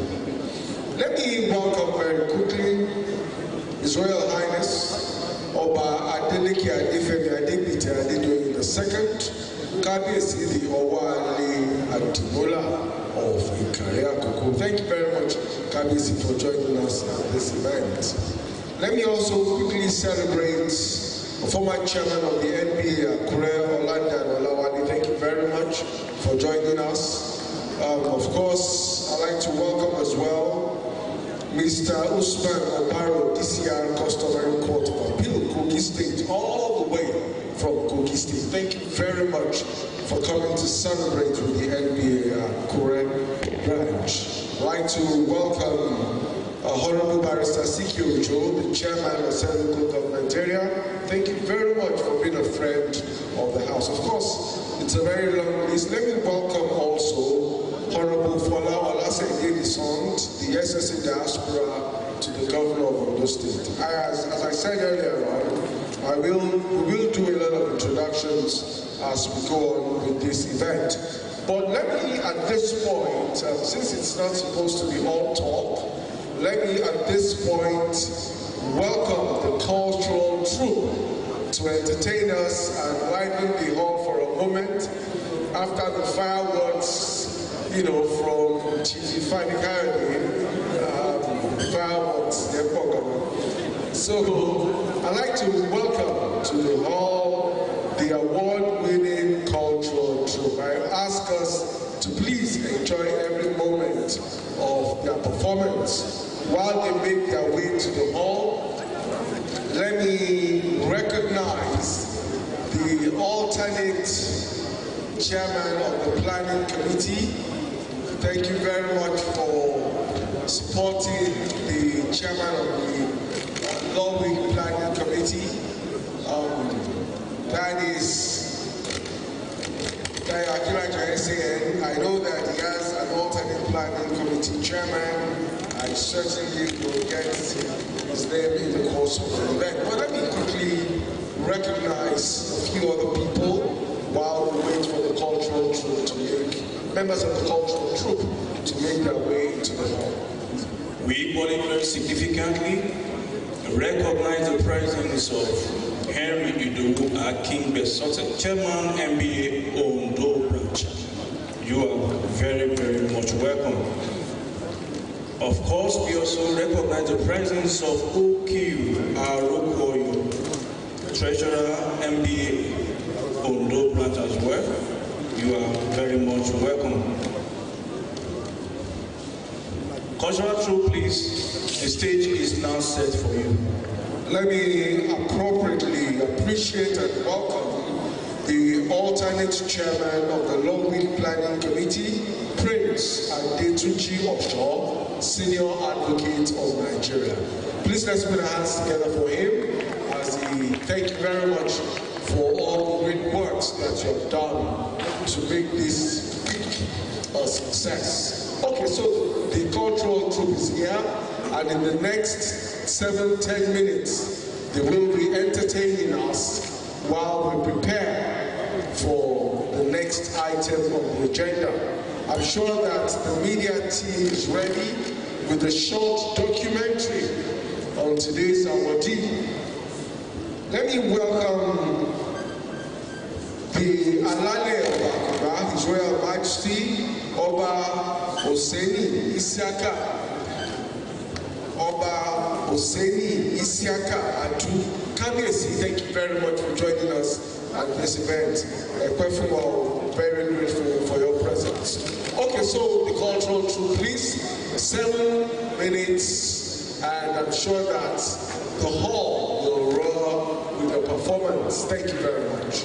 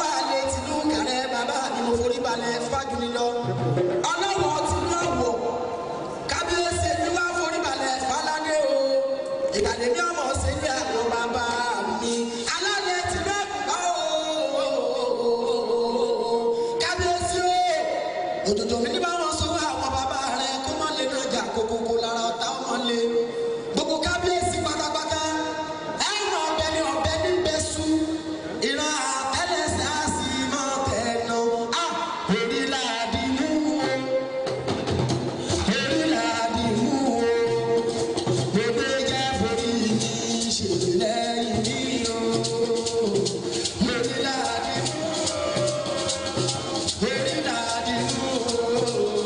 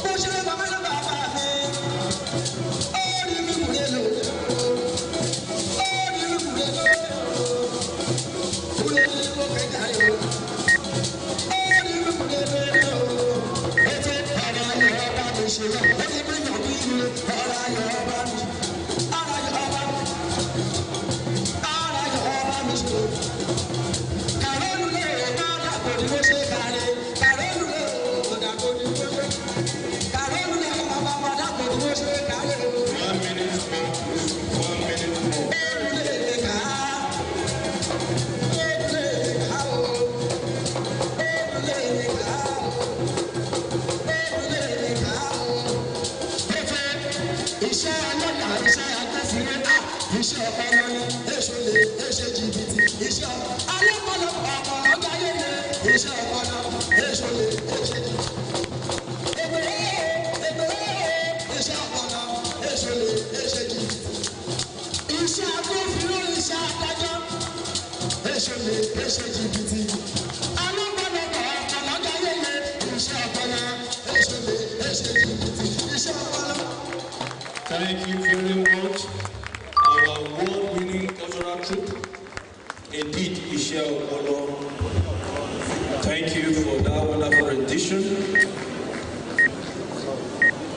Well, before we proceed to the next item on the order of events, may I respectfully once again recognize the presence of one of our former MD chairmen, Akure branch, Prince Adetunji Osho, Senior Advocate of Nigeria.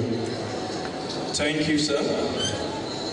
At this moment, we want to quickly take a glimpse of a documented event, which is NAUTA documentary. It's something that we are going to learn one or two things from. Please, the media team, are you ready? Thank you very much. Please, let's watch this documentary. The Akure branch of the Nigerian Bar Association came into existence in 1961 with the inaugural meeting held in May of that year. Over the last 6 decades and a half, the branch, now christened Sunshine Bar, has had several chairmen who have made impact through programs, projects, and activities. The current chairman, Louis Umaro, came on board in 2024 with robust experience, having served as Assistant Secretary, Welfare Secretary, and Ground Secretary under different administrations. In 2022, he contested for the position of chairman, but lost that election. So automatically also in case after the election, his council, after losing the election, was under court's attention. The way was able to check on my especially people that were not taking and then I told the friend that this time we contested, I will come in for an journalist. And I was in my relationship. And then told by the senior setback, he recontested in 2024. And came on board with a focus on human capital development, advocacy for the voiceless, and infrastructural development. To begin the infrastructural development journey, we chose to attract a relaxation center to the branch. When the team went together, this is what we are envisioning. How do we get someone to sponsor it? And the new center, Dr. Kabera, can keep him ready. While we are planning to go to Lagos to meeting with our proposal, first letter of request, the news came in and was in the paper. And one Saturday afternoon, I sent a message to him, sir, I would love to come and see, and he gave us appointment. So we are there with my team. After the moment introduction, I made my request just to support my professional work. And coming from my own state, I felt obliged, to do it. All I did was to insist that there will be my passion expressed in form of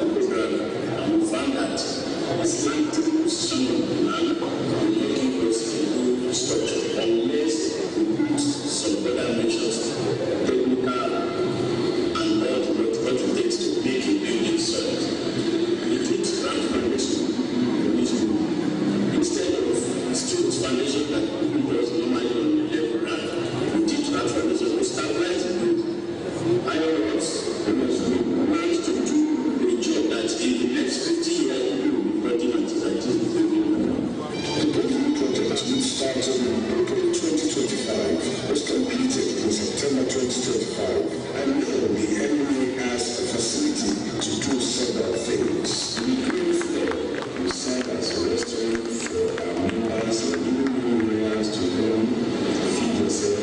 The festival will now serve two purposes.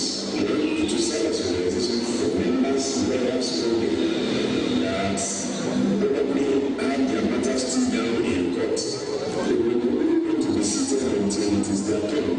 They will just have to take a walk there and realize that you have to scream there with a really good film among the news and the news on the go.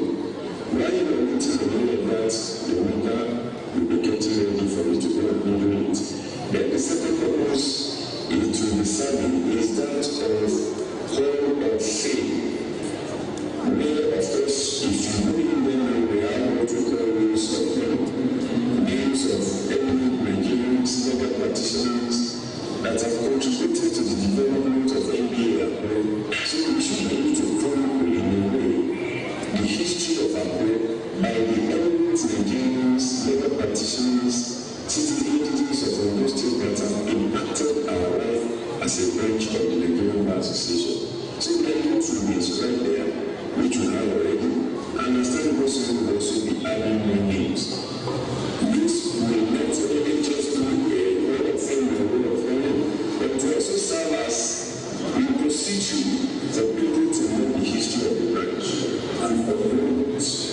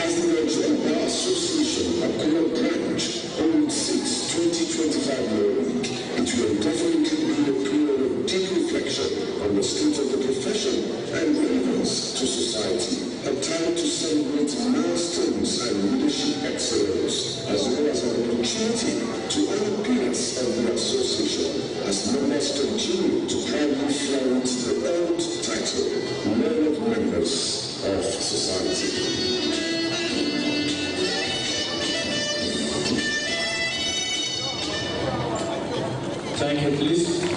Let's appreciate that integrity and creative leadership.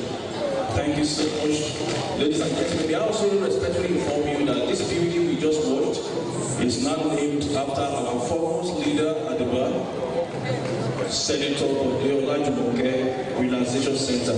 Please appreciate our father. Please appreciate our father. The Bible says that he that giveth shall be given, that in fast a giver shall be made fat. In other words, the Bible treasures or appreciates a giver. Our leader at the bar, Senator Dr. Bode Olajumoke, has single-handedly sponsored the construction of this edifice we have seen or just watched in this video. Please, once again, let's appreciate him.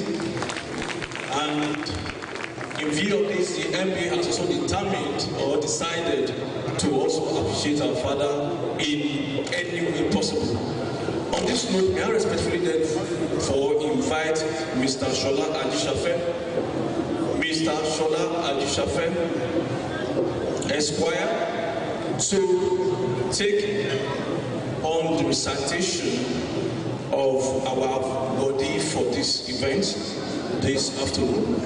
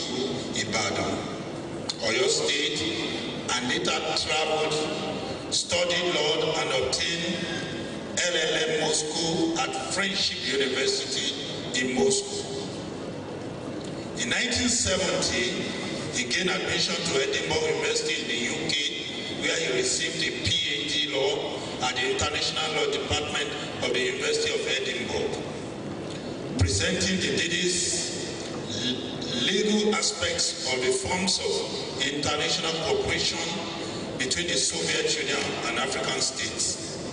He thereafter attended the Nigerian Law School and was enrolled into the Nigerian Bar in 1980. Before traveling out of the country in 1965, he worked as a training reporter with the Daily Times of Nigeria from 1963 to 1964. After obtaining his law degrees, he worked with the Federal Ministry of Establishment and Defense in Lagos from 1974 and retired from the civil service as a grade level 15 officer in 1987. Politics and advocacy. He was first elected as a senator in the 5th National Assembly 2003 to 2007, and following the annulment of that election, he got re-elected for the 2007 and 2011 year term. Olajumoke has been a member of the People's Democratic Party Board of Trustees and has played a key role in shaping Nigerian governance and policies. While in the Senate, Dr. Bode Olajumoke had a distinguished career in the Senate, contributing to debates and bills in various committees, including Navy, National Planning, Foreign Affairs, Employment, Labor and Productivity, Downstream Petroleum and Defense and Army. He single-handedly sponsored the Discrimination Against Persons with Disabilities Prohibition Bill 2009. The bill was passed by both chambers of National Assembly, then with Honorable Abike sponsoring at the lower chamber, House of Representatives. However, due to procrastination, the bill was not ascended to by the President Goodluck Ebele Jonathan, and it was reintroduced and passed and assented to by President Muhammadu Buhari. The Discrimination Against Persons with Disability Prohibition Act 2018, as we now have it today, took its origin from Senator Dr. Bode Olajumoke's work. Senator Dr. Bode Olajumoke in 2015, long after he had left the Senate, had this to say about the failure of President Goodluck Jonathan to sign the bill into law. Ability in disability, I quote, ability in disability. In 2011, a bill on disability so sponsored by me was passed into law by both the chambers in October 2011. It remains in the cooler of the presidency, waiting for presidential assent. You can tell the way a nation cares for its citizens through its disposition to its disabled. Philanthropy. As chairman of MITOSAT, Mission to Save the Helpless, a non-governmental charity organization with the primary mission of improving the health of the less privileged, Dr. Olajumoke has focused on improving health care for the underprivileged. His philanthropic efforts have earned him recognition and respect in Nigerian society. December 25, we made the 35th anniversary of the setting up of the Bode Olajumoke Motherless Babies Home on the Ibadan-Lagos Expressway. His alma mater, Fidelity Grammar School, is solely built and equipped a multi-million skills acquisition center named after BOYA, acronym for Bode Olajumoke Youth and Skills Acquisition Center, where youth from all over are acquiring skills in catering, computers, carpentry, among others. BOYEF is working on an MOU with National Open University to have those training and skills acquisition center properly certificated. As the chairman of the council and pro-chancellor at Adekunle Ajashin University, Akuba Akoko, he built and donated a residential hotel for disabled male and female students of AAUA to aid their movements. The hostels were commissioned by the then Senate President, Senator Ken Nnamani. Awards and recognition. Dr. Olajumoke has been celebrated for his leadership style, which embodies integrity, inclusivity, and visionary governance. He was the inaugural Vice Chancellor of Achievers University, where a hall of residence was named after him. He was honored on his 80th birthday by the Ondo State Governor, Dr.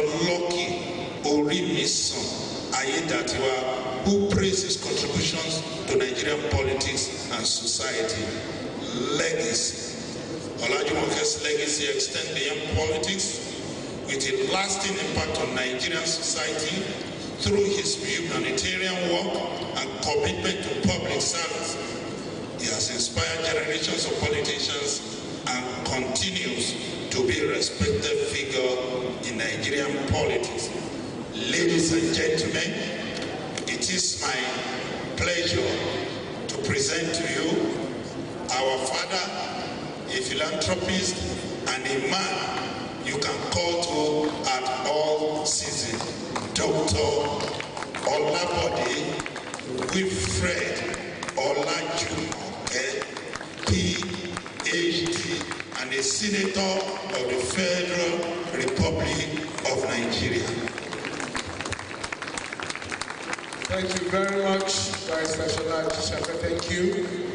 Well, let me respectfully invite the chairman of the NBA Akure branch and the chairman of the Law Week Planning Committee to kindly step forward as I invite our daddy, Senator Ode Olajumoke, PhD, to step here as well for the conferment of the award on him. Please put your hands together as the ceremony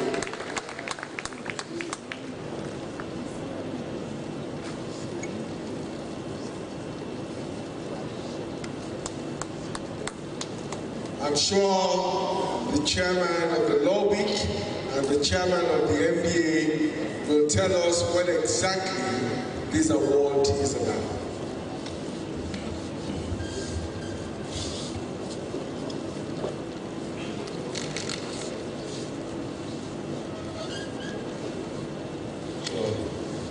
Permission, sir. May I have the privilege to hand this on you, sir?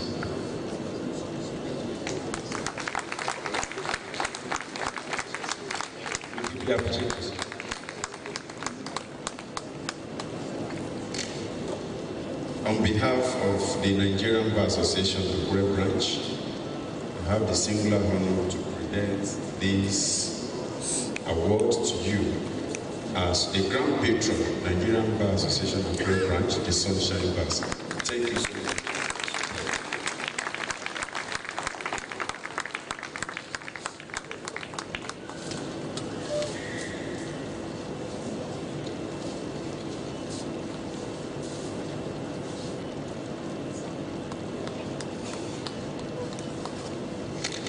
Of course, now that the conferment has been done, Senator Ode Olajumoke will now respond. May I respectfully request that Senator Olajumoke responds to this award. Okay, I guess his response will be done at once at the relaxation center when we go on. Secondly, let me also invite for his own award, Mr. Sam Amuka Pemu, Uncle Sam. Let's put our hands together for him.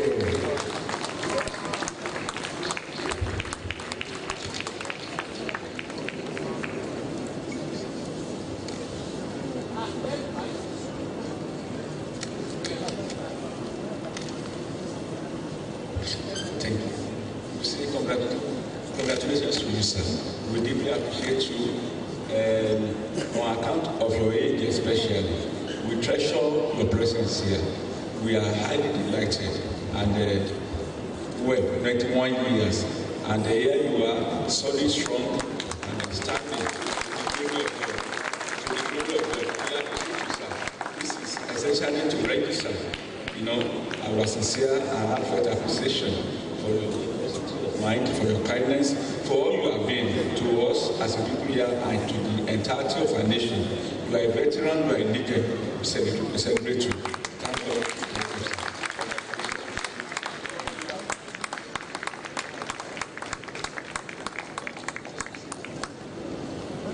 I have the honor to present to you, sir, Mr. Sam Amuka Pemu, Chairman, Vanguard Group of Newspaper, to confer on you the award of Friend of the Akure Bars. Thank you so much.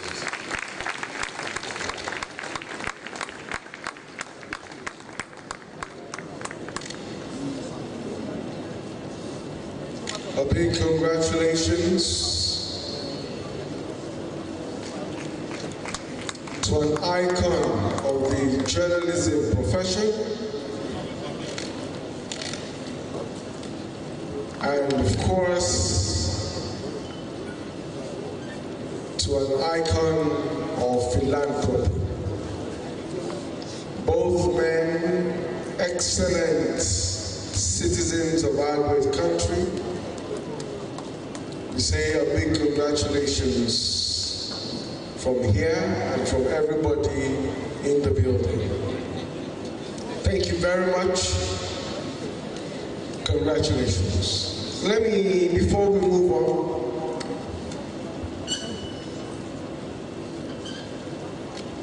also to be honored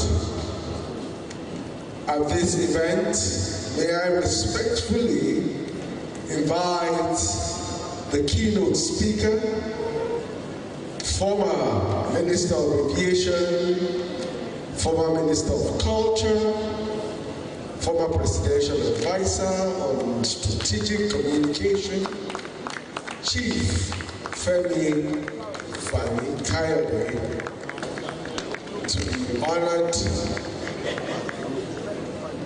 by the Akure Bar, the Sunshine Bar, rather.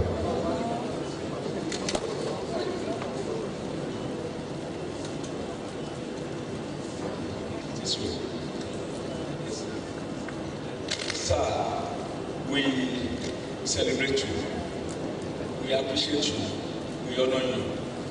Like I did mention earlier on, you proved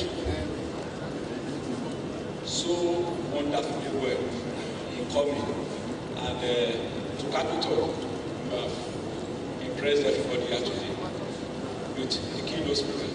I mean, I've always said, even before I met you, not before I met you, that you are a metaphor for oration, and that is what you have proved to the admiration of every one of us here today. It's only for that for who you are, for what you continue to do to Nigeria. We appreciate you, sir. Felicitations. Congratulations. A big congratulations to the keynote speaker. Thank you very much for actually scattering the ball, scattering the court with this very explosive keynote address. Thank you very much for all the great works that you do as a citizen of this great country. I'm sure that the source is proud of you 24/7. Congratulations. Before we move on to the next item on the agenda, let me quickly recognize Chief Tunde Atere, former Commissioner for Natural Resources. Thank you very much for joining us, Chief Tunde Atere. Mr. Shalal Ray, former Council Chairman, Akoko Southeast. Thank you very much for joining us. Let me also welcome Engineer Emmanuel Adewumi, the Managing Director and Chief Executive of Denki Wire and Cables. Thank you very much for joining us at this event. Okay, while the group photographs are going on, the photography session, let me respectfully announce that there is an issue that the NBA would like all of us to attend our minds to by way of support. And therefore, there is a portion of this event which talks about a special Save Our Soul message. I wish to invite to the microphone Barrister Shola Ajishafe to step forward and speak to the issue of the Special Save Our Soul initiative. Barrister Ajishafe, please. Thank you. While he walks down to the podium, we also respectfully inform us that the award which we just witnessed just a few seconds ago are not the end of the awards program or events. On Thursday this week, we will also have other honoraries who will also be awarded several awards in different categories by the NBA Akure branch. Thank you. Please, Mr. Ajishafe, the podium is now for you. For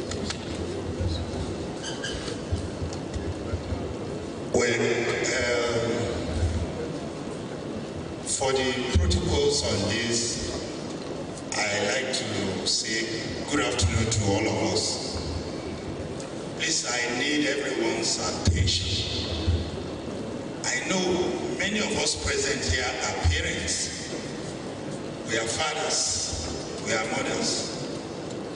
And to have trained a boy to the university, graduated, went to the law school, and came back, started practicing. All of a sudden, he had issues with his health. The MBA Akure had done a lot, individuals, starting from the administration of Banjo Ayenaki. The Ondo State government did so much. At a point in time, we were just looking for 25 million. Members of the NBA Akure did so much. We did a GoFundMe kind of contribution. The Ondo State government gave us 10 million naira. A lot of people made many contributions, but yet we are unable to rescue this guy.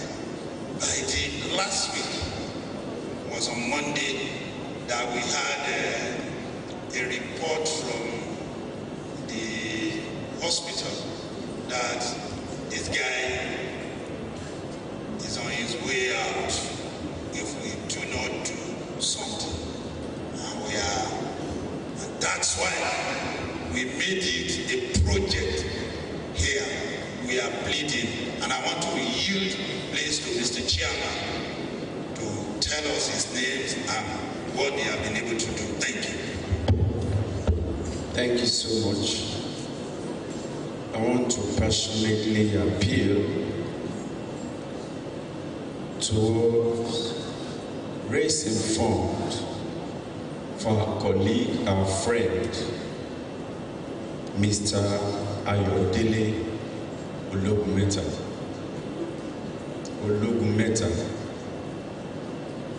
I am a bit emotional in this circumstance. Actually, my administration inherited that health status of this our colleague.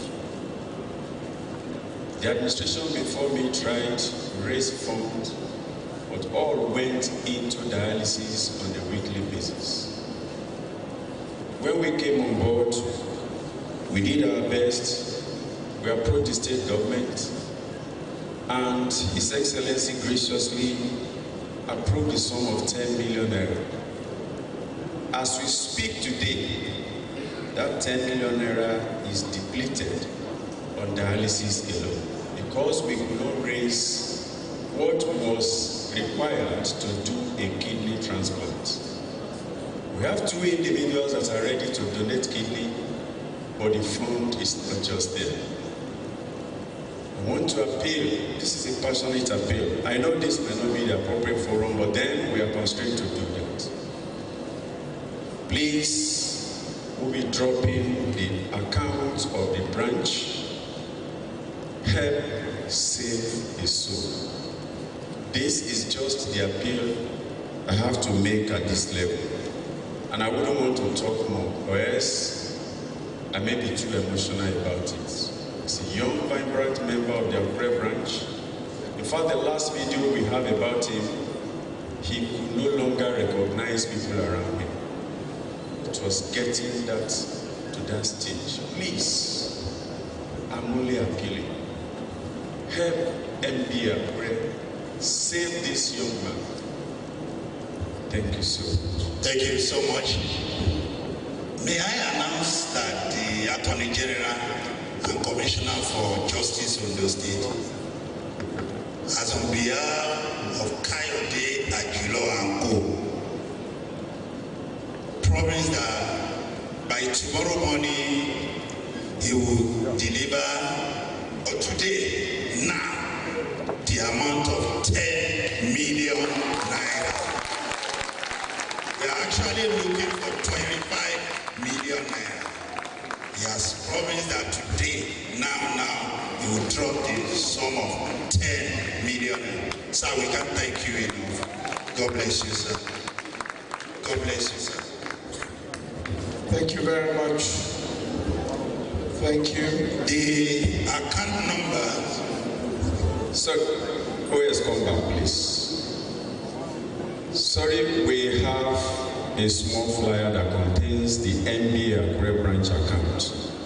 And there's also a phone number there, and that is mine. Just to screenshot proof of deposit of that amount. Please approach the table, please. Give them out. We'll be very grateful. NBA Akure will not take this for granted. Please help us to save this young man. He has a wife and a kid. He got married in 2022 or thereabout. Please help us to save this. Thank you so much, and God bless you. Thank you very much. Of course, that is quite an emotional portion of this event.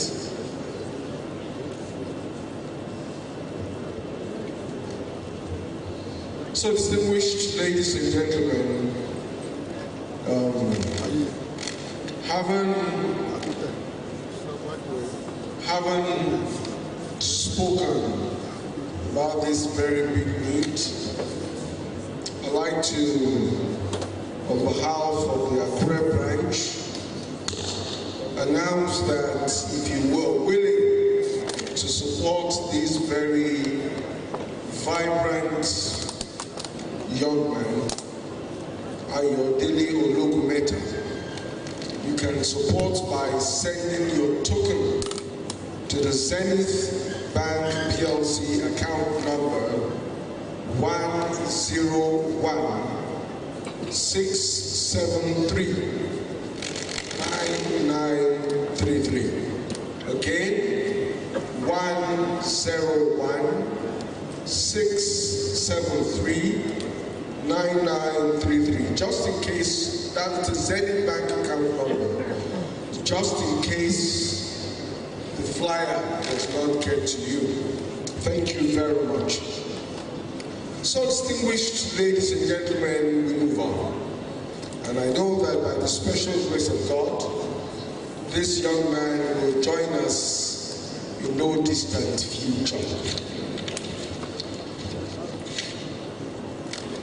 Kabiyesi's, Your Royal Majesties, the guest speaker, very eminent citizens here present, of course, respectfully, the Chief Judge, President Customary Court of Appeal, and other judges, distinguished ladies and gentlemen. May I now have the honor and privilege to invite for his address the #1 citizen of Abia State, His Excellency Dr. Lucky Orimisan Ayedatiwa, Governor of Edo State, represented by his Attorney General and Commissioner for Justice, Dr. Kayode Abraham Ajula, SAN-ON, to step forward for the Governor's address. Your Excellency, sir.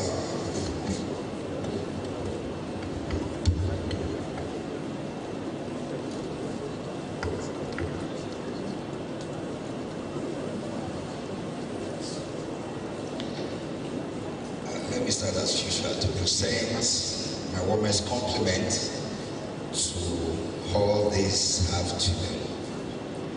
As a lawyer, we have been told that once you are briefed, you must stay within your brief. And this morning, when I was speaking with His Excellency, the Governor of the state, Dr. Lucky Orimisan Ayedatiwa, the only thing he told me is that I should represent him without saying any other thing. But I believe in occasion like this, there should be a written address as well as to declare this great, beautiful, and noble law week open. And because of that, I've tried to scribble one or two things together. And I must say this too, to apologize that I'm not that a man of protocol, but I believe after listening to several speakers this afternoon, the order of protocol and courtesy have been well laid, and I wish to stand on that existing protocol. But in doing that, I will crave the indulgence of all persons to recognize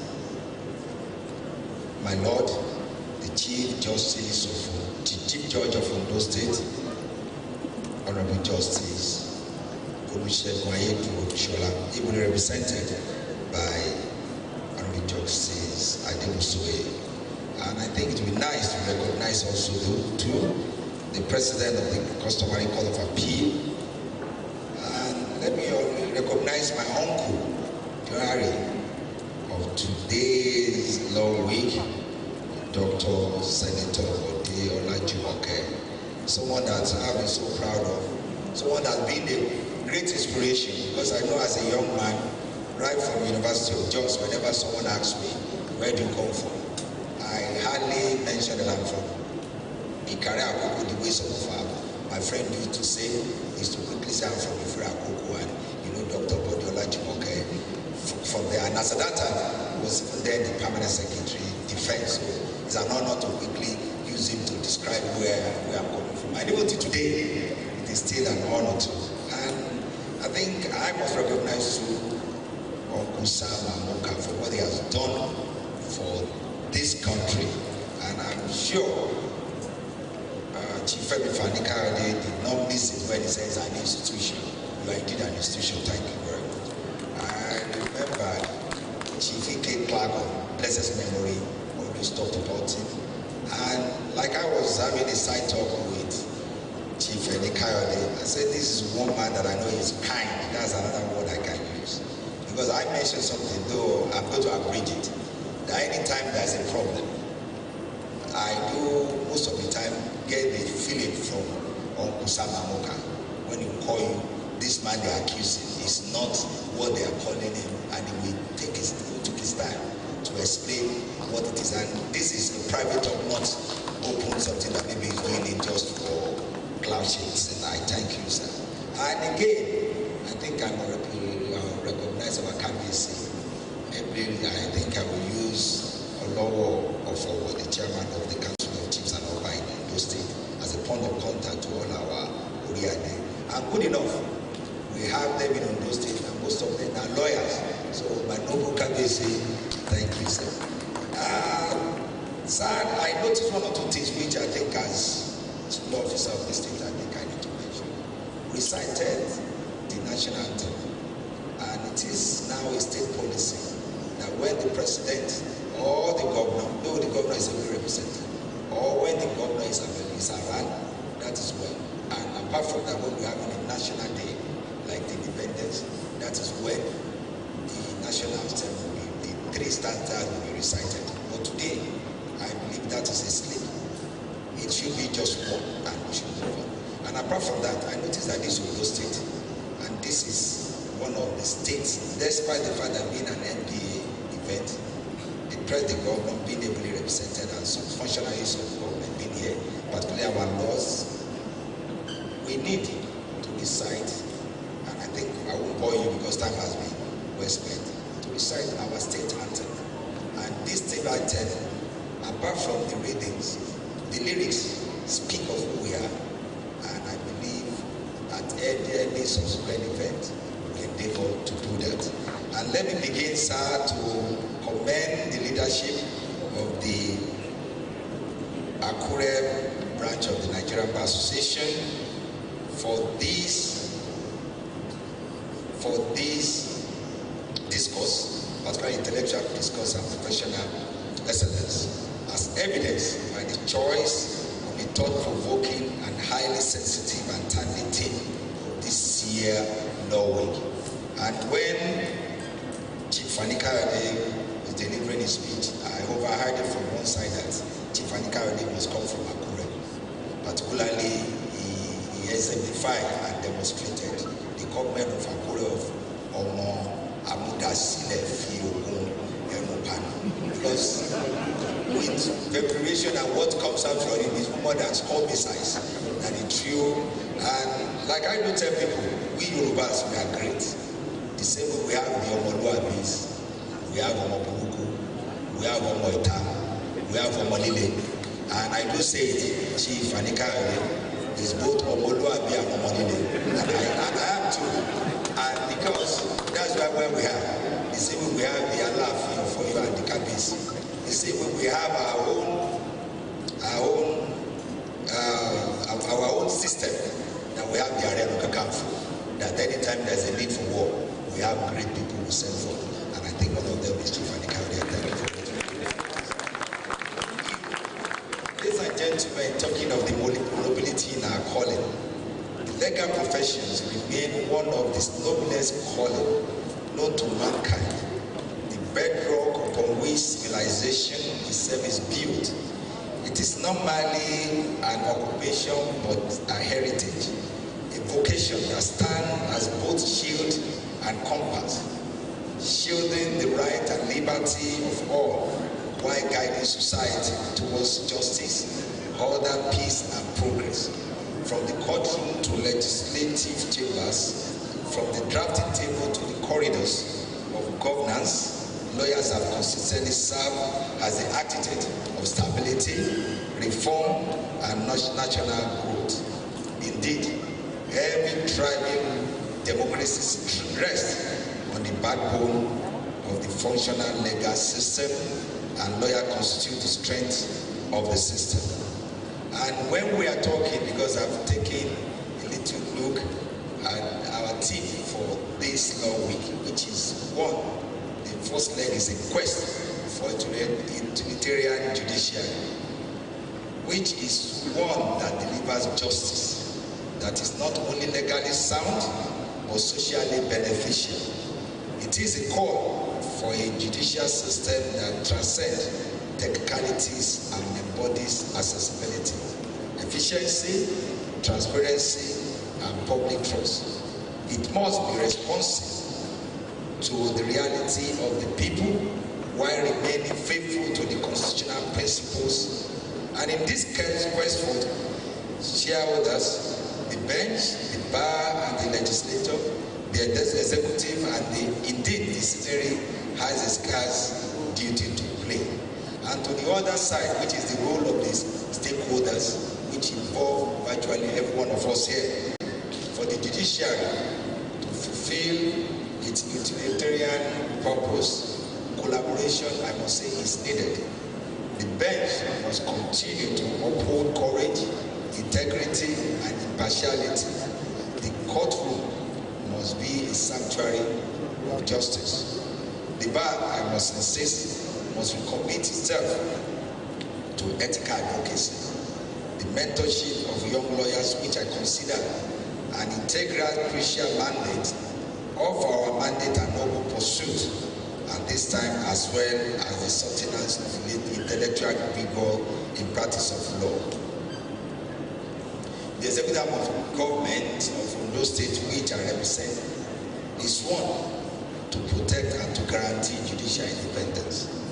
And this is being demonstrated in many ways. Like I mentioned somewhere, all my life, one of the things I so much advocate, I've been advocating for independence of judiciary. And now being the Attorney General of the state, it will be a disease and perhaps for one to underplay that.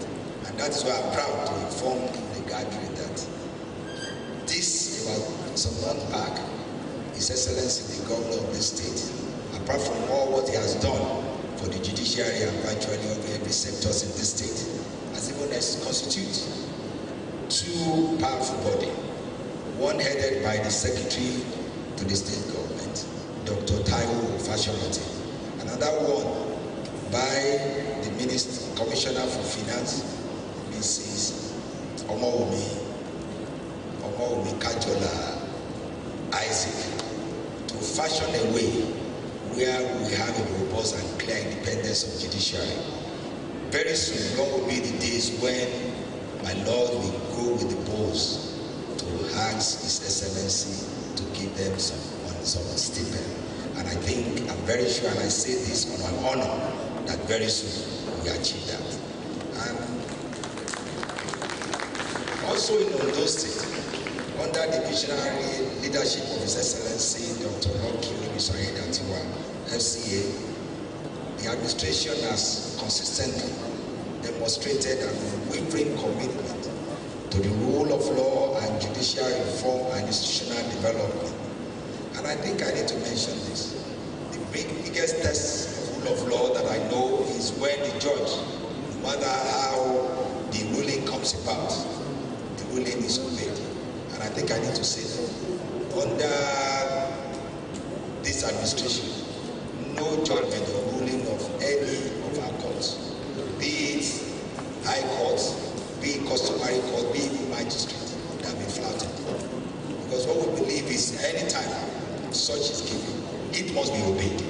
Where you have any issue with it, and that's why we have hierarchies of law, such orders should be approved. And as I say this, I look at the face of my lords, they are here to raise up their hand to say, no, Honorable Attorney General, you are lying. We've never flouted, even no matter how we lead to it, even down to customary court. And I think in saying that, let me quickly say this. Recently, there are some issues of land between the state government and one of our investors. From nowhere, we saw the customary court even granting an injunction against the government. And everybody first of all, how can it be? Yes, we believe it shouldn't be. But despite that, we follow due process to ensure that that order is vacated. In some areas, they say, who is customary court? What should they do? To hell with them. But in Ondo State, we believe and we respect constitutional authority. And having said that, sir, we will continue to invest in our courts infrastructures, promote digitization of processes, and maintain cordial collaboration with the judiciary and the bar. And the government will continue to recognize that a just society is the foundation of economy, posterity, and political stability. Ladies and gentlemen, my lords, in closing, let me on behalf of the governor of this state, Dr. Lucky Orisanyidatiwa, declare this beautiful and noble law week officially open. May our deliberation over the coming days enlighten, inspire, and shine a new course for a more just and prosperous Ondo State and Nigeria. I thank you for listening.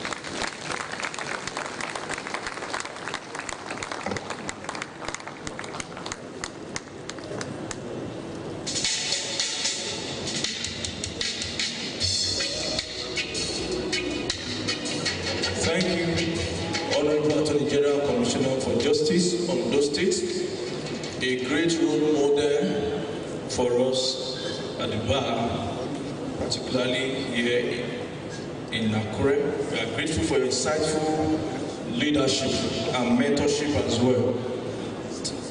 Thank you very much, sir.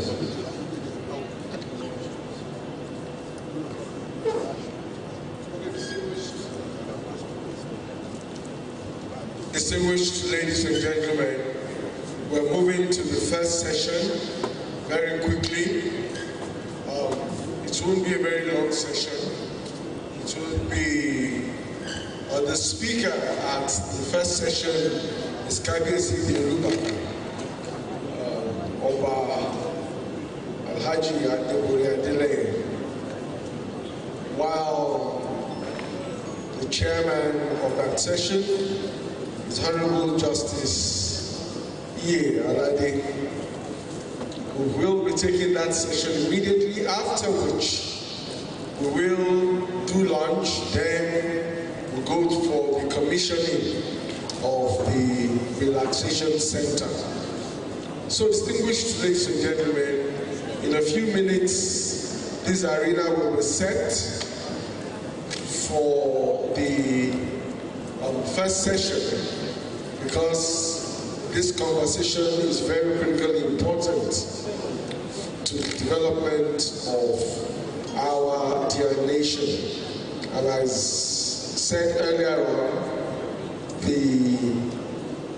of course, the first business session is on the theme access to justice in rural areas of Nigeria. the issues and the challenges. I know that there is no other person in this building who can do adequate justice to that topic, but the person who is actually slated to do it. And I know that the greatest challenge of the justice system in this country is in the rural areas.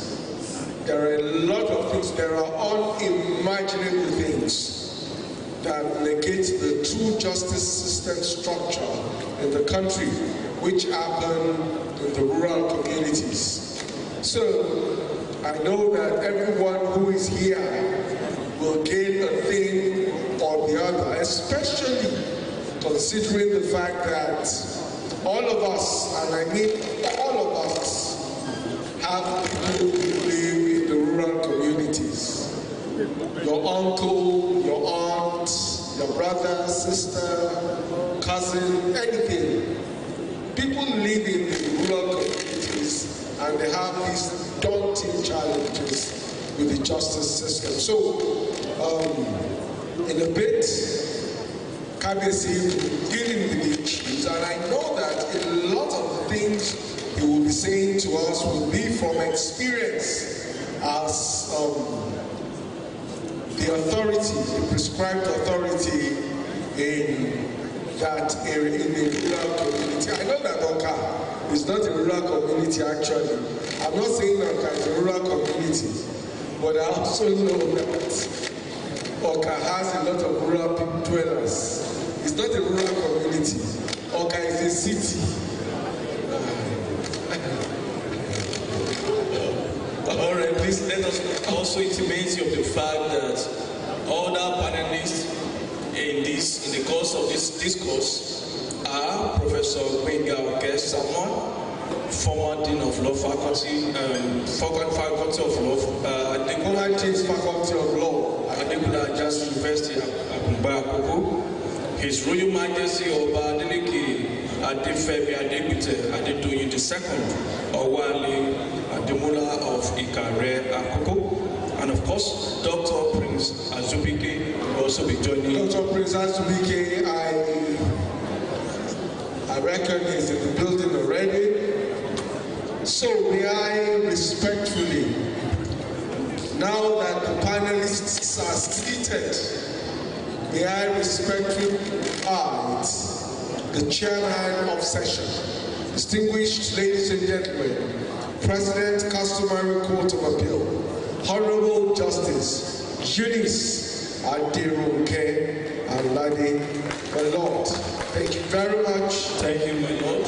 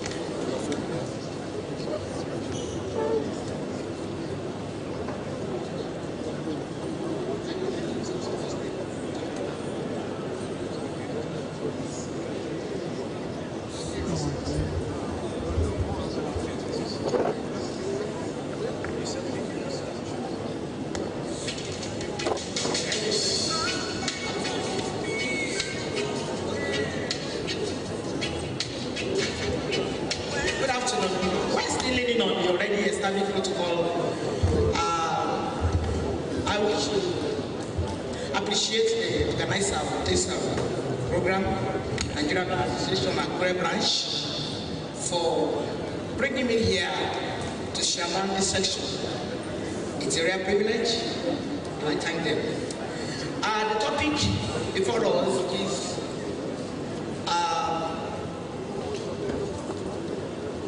assessing justice and then the challenges and issues faced in the rural areas.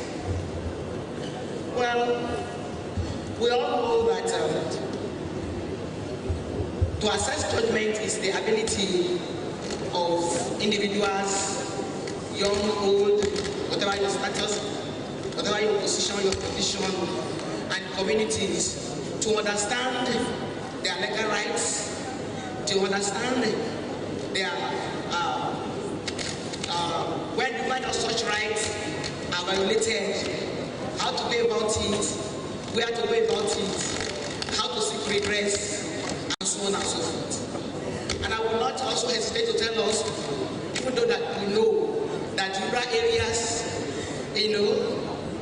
has to do with those parts of our states, of our cities that are somehow far from the urban areas.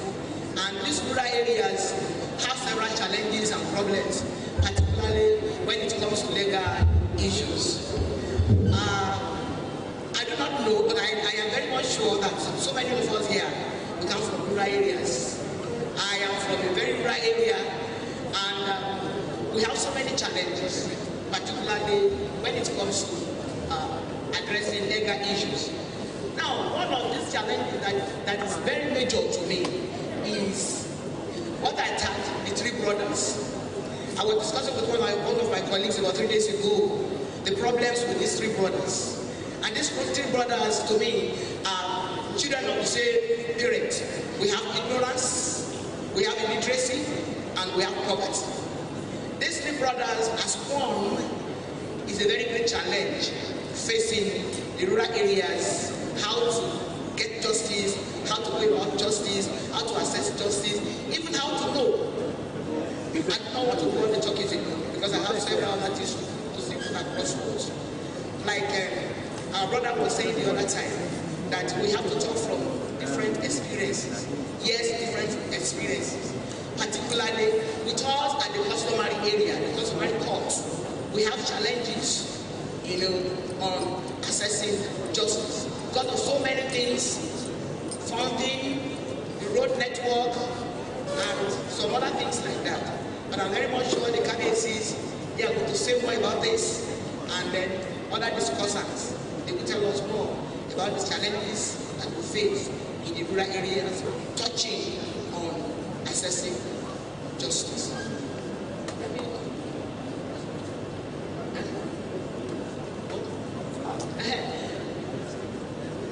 The lead discussant is Royal Majesty Olubaka Afuka. Please over to you, Majesty.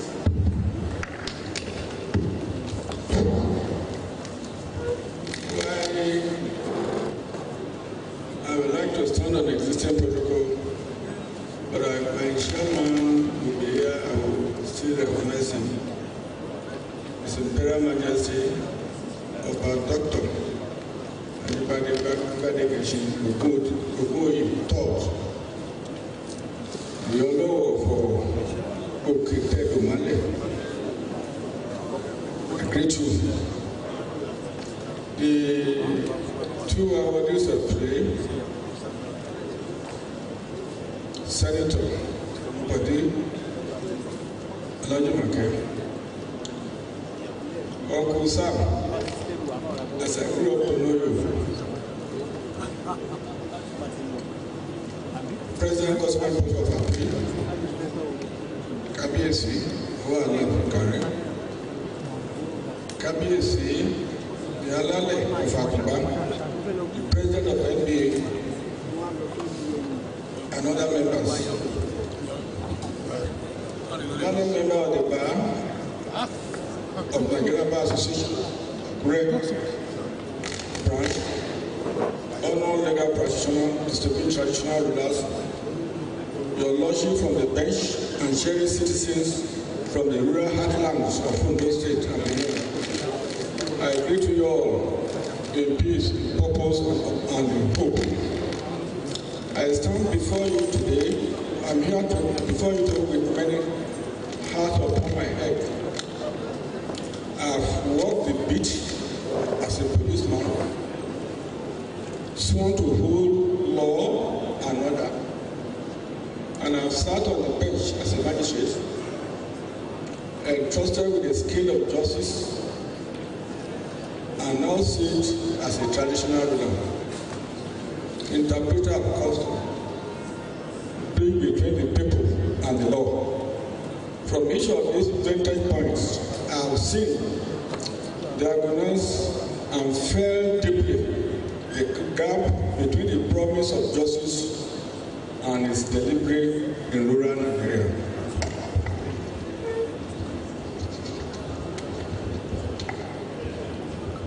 Justice is not a luxury. It is the lifeblood of dignity. Yet, for many of our brothers and sisters in villages, hamlet feels justice remains a mirage. In a recent report by the Hague Institute of Innovation of Law, some 81% of Nigerian adults reported experiencing at least one legal problem in the past year. For those in rural areas, those problems often involve land disputes or domestic violence, issues very close to the soil and to the home. But only about 55% of these legal problems are resolved. Many remain suspended or resolved unfairly settled. We are told that 140 million Nigerians lack access to meaningful justice.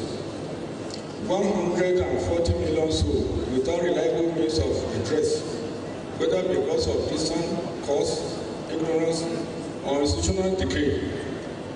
When I was a magistrate, I saw rural litigants travel for days just to present a case. I saw days that turned hope into grief. Delay, he says, is justice denied. I had a terrible experience when I was a magistrate at Ajebule. I'm talking about 40 years ago now. I parked my car. I have to trek to cross a wooden bridge because of the bad road to get to my court. As I step out, a woman came before me and knelt down. I said, "Good morning, sir." I said, "Thank you." I now asked a question, "Did you know me?" I said, "No." "Did anything?" "Only but you jailed me." I said, "What did you do?" And I was saying, he said she was selling him. I said, "Okay, see me. I will talk to the community so that you can be rehabilitated." But my police officer was with me. Supposing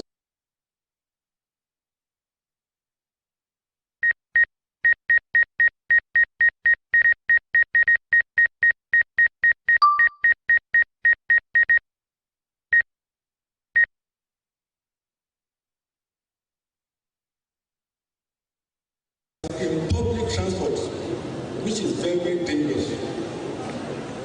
Even if the state government, I know is very enormous, cannot provide them vehicles, maybe there should be a sort of soft rule for some of them who can afford, so that it will be easy for them to move and to avoid the type of experience I had about talking about 5 years ago. There are many obstacles. Geographic isolation stands as a giant between rural people and courthouse. Transportation is scarce, fuel is expensive, roads are bad. If a farmer in Okapuku or in remote Akuku Southwest must take a day's journey to reach a legal station, many simply do not. Language barriers also matter. Local dialect often differ. Legal forms are in standard English. Legal awareness or thereof is another hurdle. Many residents do not know their constitutional rights or their legal aids exist. They do not know what to find, where, or when. Institutional weakness compounding problem. Cause rural circles are understaffed. Magistrates are few, infrastructure is poor, delays are long. Budgets for legal aid are thin. In states like Kogi, I understand the president of Kogi is here. In Kogi, for example, the legal aid offices are located only in capital cities for distancing from rural communities. Thus, many seek redress in customary courts or via traditional mechanism, not because they prefer them, but because formal courts are inaccessible. The cost of justice is high, filing fees, Anthony Fields, travel, lost labor, all stuck. Many rural dwellers, especially women, cannot afford them. Thus, why not exist? Justice is for the few who can pay. When justice costs more than the dispute is worth, many citizens settle unfairly or abandon their cases entirely. Another challenge, corruption and bribery. The ICPC, independent corrupt practices and other related offences, has noted that bribes are common in rural areas and in urban centers. This erodes trust, discourages reporting, and undermines law enforcement. Technology offers hope, but it's unevenly distributed. Virtual court will serve as bridges over distance. Remote hearing, digital filing, legal resources online.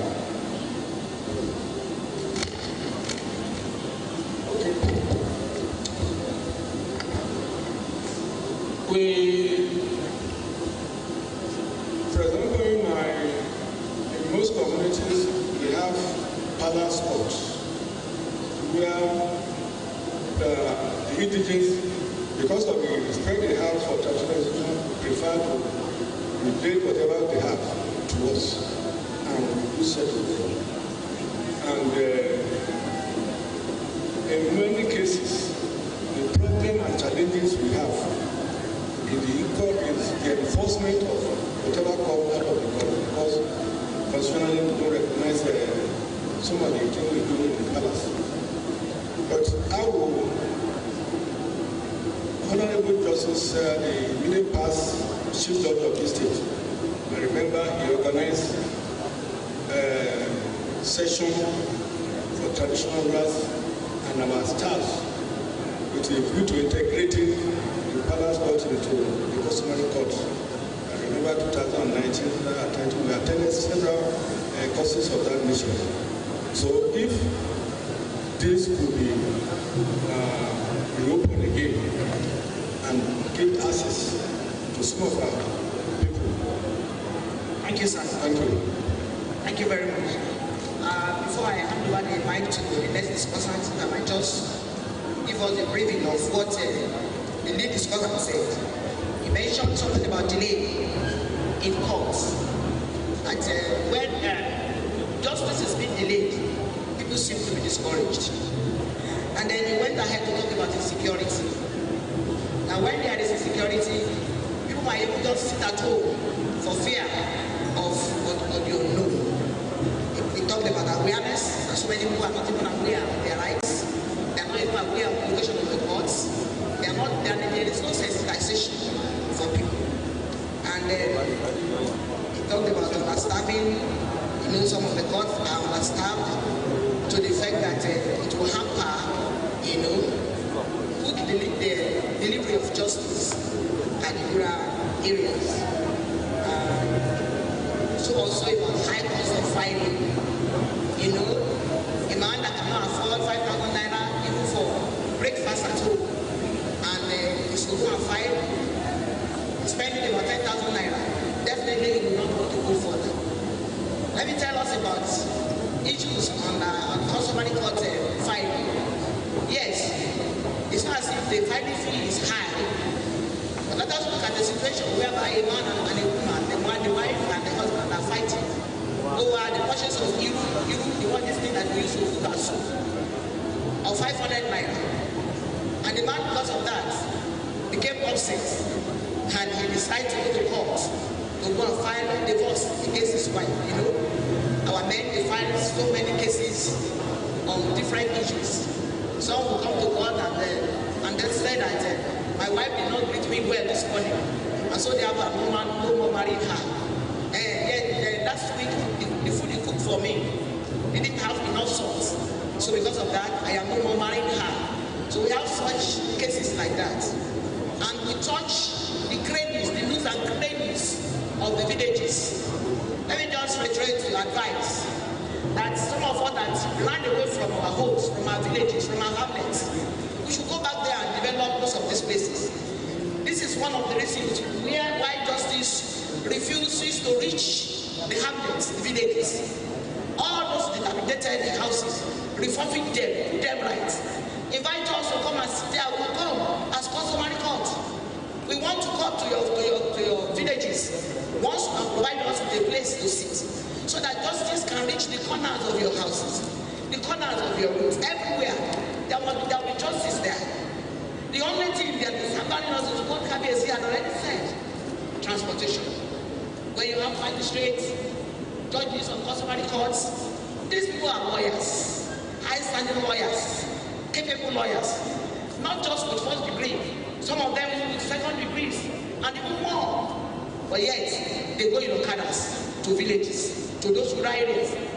Some Okadas cannot even get to where they sit, to the fact that some of them will have to get down the road and trek. Our governor has done well, and he's still doing well. But we are praying and encouraging him to do it. When all these magistrates have something to write on, these customary court judges have something to write on, it will be easier for them to get to wherever they are posted, to go and do their work, to deliver their judgment adequately. So, that cause of fighting is a problem, and just like we have corruption too, as a problem. When all these things are put in place and sorted out, everybody will know how, where, and when to get justice. Thank you very much. The next is comment, please.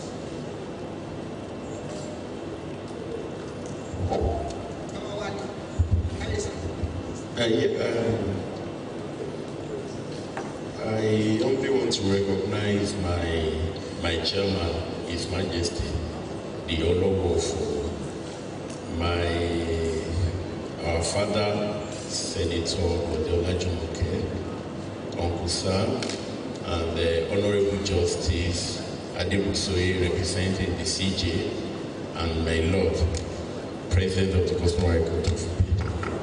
And our access to justice in rural area, it is most unfortunate that whatever we discuss here, we not put water. It's just for saying, it's just for the purpose of saying it. Because most of when you talk of justice delivery system, it is largely urban centered. If you look at most of the urban cities, the cities, you see them having like Akure, so many high courts, or we have about 3 high courts, Ikare, 2, so also customary courts, magistrate courts. Then what about the rural areas? Like Akoko, there are so many towns and villages. But now, we have so many Akoko villages that they don't even know what a court look like. Then, most in the judicial system in those states, some of these people, they will have to come to Ikare, for instance, but coming from, for instance, from Eriti, Akoko to Ikare, we take like 2 hours before getting to Ikare because of bad road. Then, if government, if they are to establish like a judicial system or a court there, then how will the magistrate or the customary court president go to get to that location? I think this type of discussions, we should have the government officials here. We need implementation, not just saying it. And I believe we have a governor now that can do it and is able and is ready. If at the end of this discussion, if the MPA, they can put up a form of resolution and pass it to the government, I think that will be better. Because next year we will be here again to say the same thing. I believe in action and not just saying this, not saying that. However, there are people, most of the people in the rural area, they don't even know their right. They don't know their right because no one is telling them. And again, the rural areas too, like I have a committee set up to look into both land and other disputes. You know, sometimes ago, they entered the judgment and I read it. It was during the pendency of that matter before them that one of the parties went to a lawyer and prepared an agreement in relation to that land. And you know, how would they know that a document prepared in anticipation or during the pendency of a matter that you cannot bring it or is not admissible before the court? So I still believe, because of our time, I believe all these things will still have to work with the government. Secondly, we have to look at this issue of the independence of the judiciary.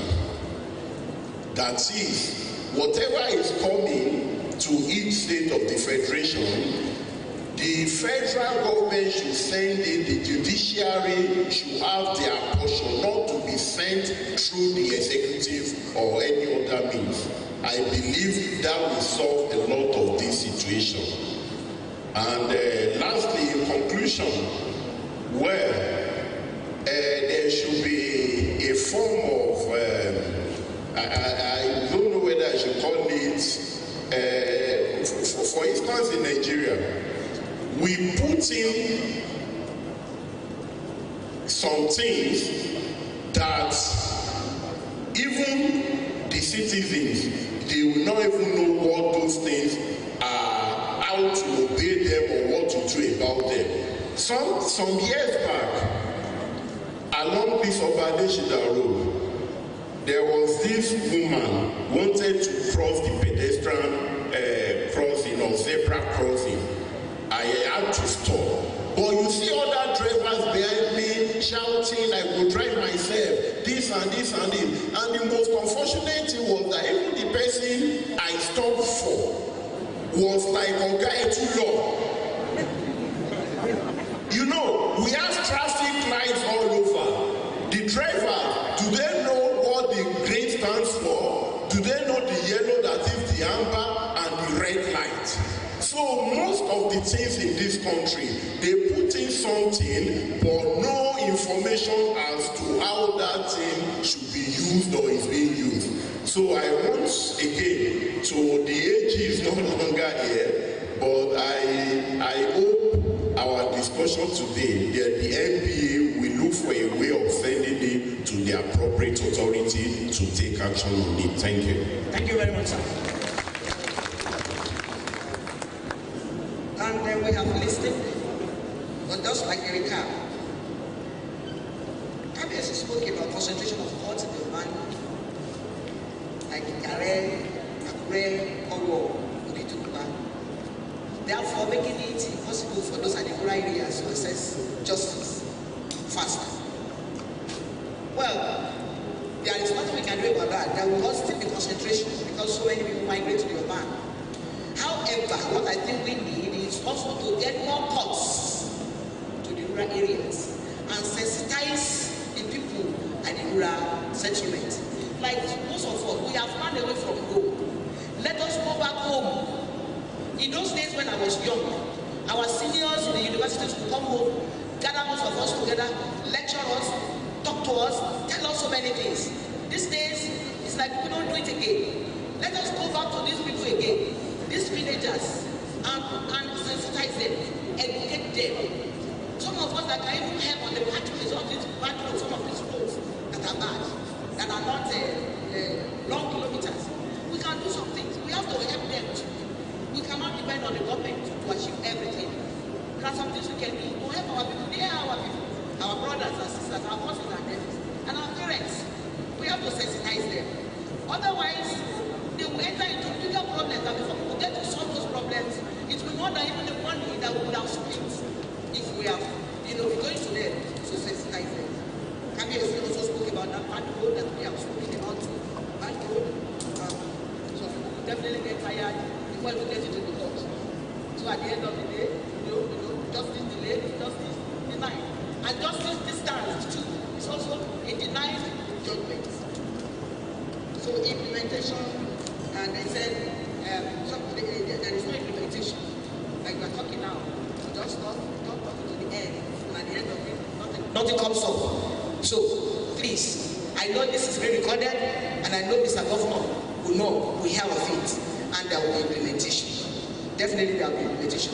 Like in the customary court, we have about 85 customary courts in Ondo State. They are not enough at all. So many communities are clamoring.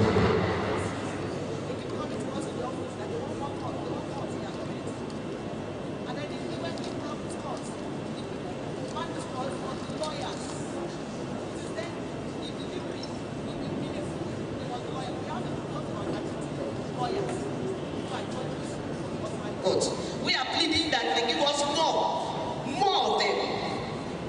Those will be assisted by laymen. The indication is that all our courts will be manned by lawyers. And that is what we want, so that judgment will be delivered adequately and normally, correctly, as at when due in those rural areas. There is no way every one of us can come to the urban. Forever, there will be people at the rural settlements. And we also have to take care of them. In other countries, you hardly differentiate between a rural area and an urban area. Whatever you find in the urban, you definitely find in the rural. Nigeria can also do better. Thank you very much. Next discussion. Thank you very much, the chairperson of the session. Before I go on, let me, without wasting your time, from the Faculty of Law at the Gleneagles University, the senators will remain grateful. I'm sure you know why I'm saying this. Your legacy is still standing there.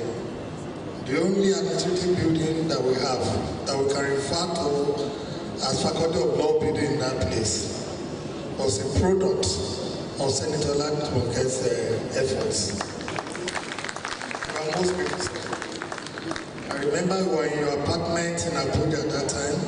You hosted us Hilton Hotel in Lagos, brought in more than 6 or 7 governors to raise that fund. And you diligently monitored the disbursement of the fund and the construction of that edifice. We are most grateful, sir. Be that as it may, the topic is about access to justice in rural areas. And when I have topics like this, I look at the context in which we use the word justice. Justice is given to a man his own due, restoring a man to where ordinarily he should be. So it goes beyond the technical meaning that we're given, particularly about court, access to court. Access to court is very vital, but at the same time, we must look at why are we looking at access to justice. First and foremost, we're looking at the fact that different bills of rights or charters or human rights across the world explicitly talk about the rights of the people, the need to protect the rights of the people. Beyond control, there are different rights that people are endowed with, both by their creator and under the Constitution of the Federal Republic of Nigeria 1999 and on the African Charter on Human and People's Rights. So fundamentally, the topic is vital, and it's because we need to look at how do we protect the rights of the people, not necessarily through the courtroom. This is a big issue.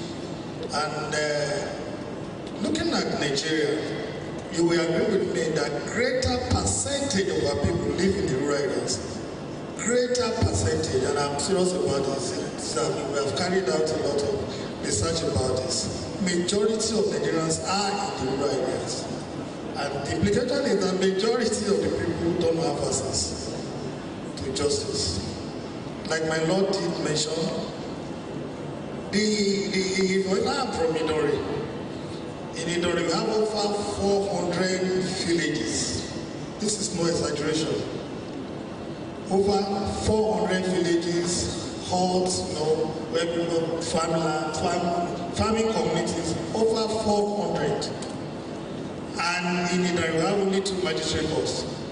And the magistrate courts are in Odode and 2 customary courts.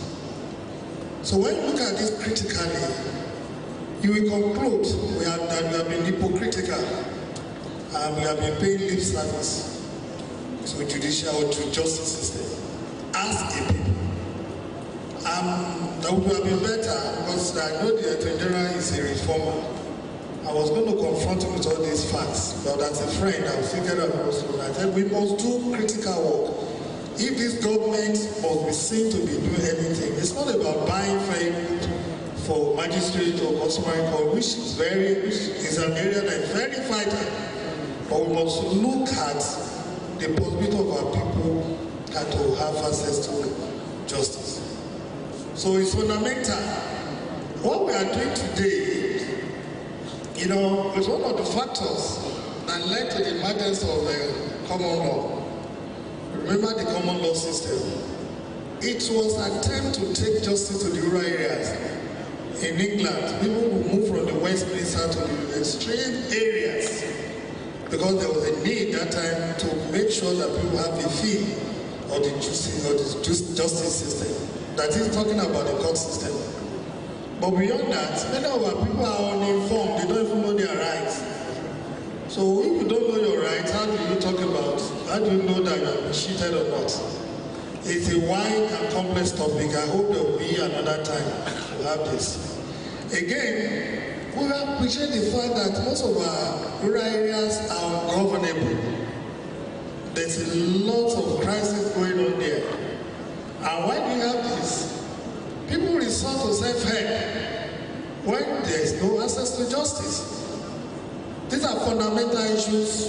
That's why most people don't want to go to rural areas. They are afraid of being attacked because the system there does not protect the rights of the people. So you have violence, and some of these undermine peace and stability in those areas. It's a complex, it's a wide topic that we need to consider at that time. Like I said, then we have talked about the divide between the rural and the urban areas. Like my Lord said, we concentrate justice in the urban areas. It's a food for thought. So I call the hypocrisy of the modern state system, of the governance system that we have in place. We must go beyond this and see how we can help people to access justice. Then we need to be innovative about this. How do we sensitize the people in those areas about their rights? There are platforms today that we can use. Like my Lord said, there is a need for us to bring in more judges in the area of court system. But again, why don't we take advantage of the existing structures in the rural areas? How do we integrate the palace system, the palace court system, the elders forum in different villages, the family system? We can look for a way of integrating this thing into our formal justice system by form of maybe training, regular training about issues like the rights of the people, making those called traditional leaders to be mindful of those rights that are sacrosanct as enshrined in our constitutions. Then again, I've been involved in this access to justice issue for some time, and I found that there's a way that we can bridge the gap. The legal aid system is poorly managed in the country. Poorly funded, there's no funding, nothing is going on in that area. Yeah, I was privileged to school in South Africa for a PhD program. And I recall that in those days, students from the Faculty of Law, as they are graduating before the end of their session, you will see the legal aid South Africa Legal Aid Council, or called Legal Aid of South Africa. The forms should have been ready for them. It's usually their first job, unless you don't want to do. So students are sure of that, and what they do, they deploy them. They give you files to review. So from the extreme rural areas in Zululand, people are sure of getting access to one legal representation or something like that. So these are issues we look at. What do we do with our youth corps members? There are a lot of lawyers that are youth corps members. They are roaming the streets. Many of them, when my son was supposed to serve, they sent him to a business center in Lagos. I told him I withdrew immediately from the place. A lawyer. So these are issues we must be deliberate in addressing issues like this. You are wasting resources. Youth corps members that are lawyers out of the law school are roaming the street, doing nothing. We can take advantage of this by enlisting them in the legal aid system, by sending them to rural areas to work with just to sensitize people about their rights or to give legal representation. In the university system today, we have introduced clinical legal representation programs. Some of the products of Agumba and EAD will attest to this. These students have been going around, they go to police stations, they go to prison yards to give legal assistance to people.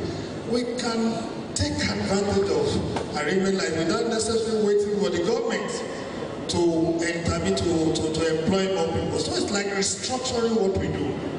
We must be deliberate in talking about access to justice in the rural areas. So I do not want to bore you with my with my rhetoric. The important thing is that we must be deliberate and responsible. So much to talk about here. Thank you very much. Thank you very much. Professor has told us so many things. He said we should consider access to court, not just access to justice. There must be access to that court where you want to get that justice. In diverse ways. Still talking of road networks and then awareness of the existence of a court. Some people don't even know that court exists in their domain. So they resort to self-help. And we know that Nigeria is made up of so many traditions, beliefs, and so on and so forth. If we begin to discuss our beliefs and traditions today, we will not leave this place.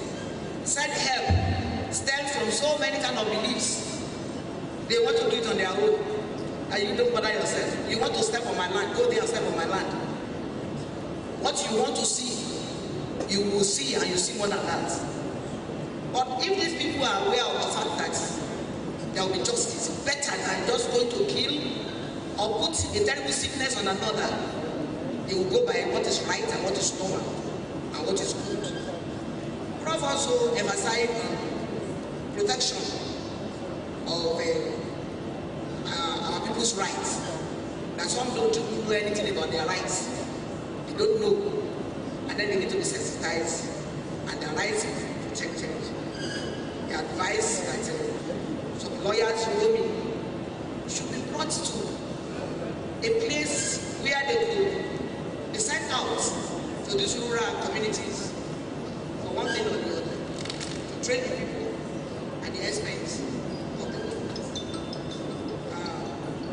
There's so many other things that I know we are taking record of, but because of our time too, let me hand over to the last discussant of the day. Thank you very much. Thank you very much, my Lord. Let me sincerely and respectfully appreciate the leadership of MB Akure Brand.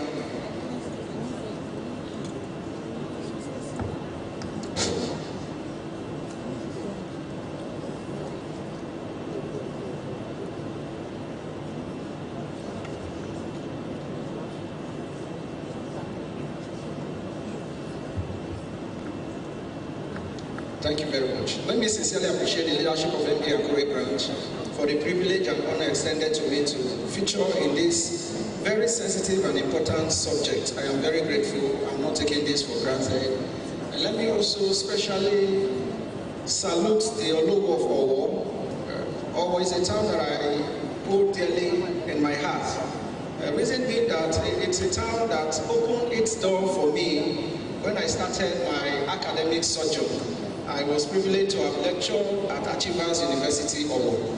Thank you very much, Your Highness or Your Majesty as well. Now, it's important we understand this. Access to justice will continually be an evergreen subject. Reason being that in human societies we will always have discord. There will always be scores to settle. So if there is scores to settle, there must be an institution saddled with the responsibility of resolving such scores or conflicts, as it were. Now, if that institution is not living up to its expectations, certainly things won't go well in the society. Like Prof has rightly pointed out, post-Second World War human rights instruments have recognized the need that countries must create fora, as it were, for citizens to ventilate their grievances. Article 8 of the United Nations Declaration of Human Rights captures this essence, that nations must create court system to enable citizens seek redress when their rights is being infringed upon. You look at also Article 14 of the International Covenant on Civil and Political Rights, 1966. This is equally captured therein. And come down home, Section 36 of 1 of the Constitution, the ground norm. Recognize this fact that citizens must be provided forum to seek redress, and not just redress, but such redress must be attended to promptly. So you have a court system that is designed to enable citizens approach it for their grievances to be resolved. And also, that grievances must be resolved promptly. So if that grievances are not resolved as and when you are promptly, as it were, that means you only created a system where people can access the court but cannot access justice. And that is where the issue lies. Proximity to court is one issue, yes, particularly those of us in the rural area. Now let me equally point this out. Justice or access to justice is not reserved to those that live in cities. Access to justice is not the birthright of those residing in urban areas. People residing in rural areas also have that right to justice. And that platform and fora should be created or given to them in order for them to express or seek redress with respect to any issues confronting them. His Imperial Majesty has pointed key issues that has confronted access to justice, particularly in the rural area, one of which is cost. One factor that always identifies people in the rural area is poverty, quote unquote. Now, the justice system is very expensive. There is no two ways about it. How have the government tried to bridge the cost between citizens accessing justice and also seeking redress with respect to justice? One of the means was to introduce the Legal Aid Council. Leonard Prof has pointed out the lapses in that system. It was supposed to have bridged the gap between these costs citizens in the rural areas have in accessing courts, the court system.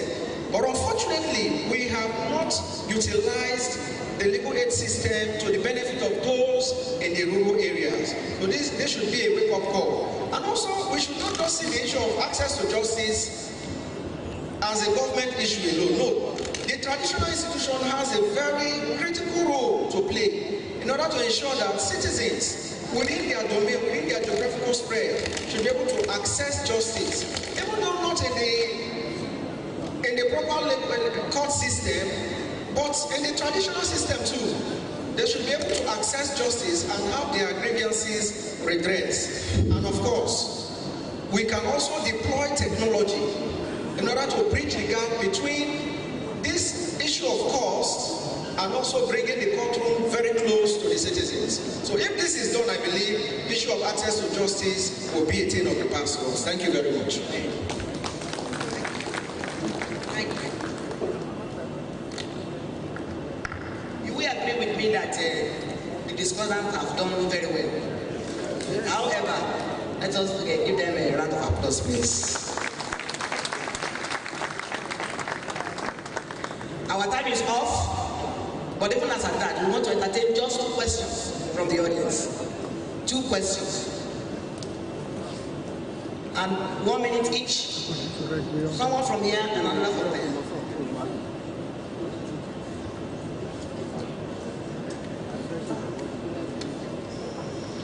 Thank you very much. My name is Professor E.M. Akbamba. My question is this, or maybe it should be maybe a kind of observational question.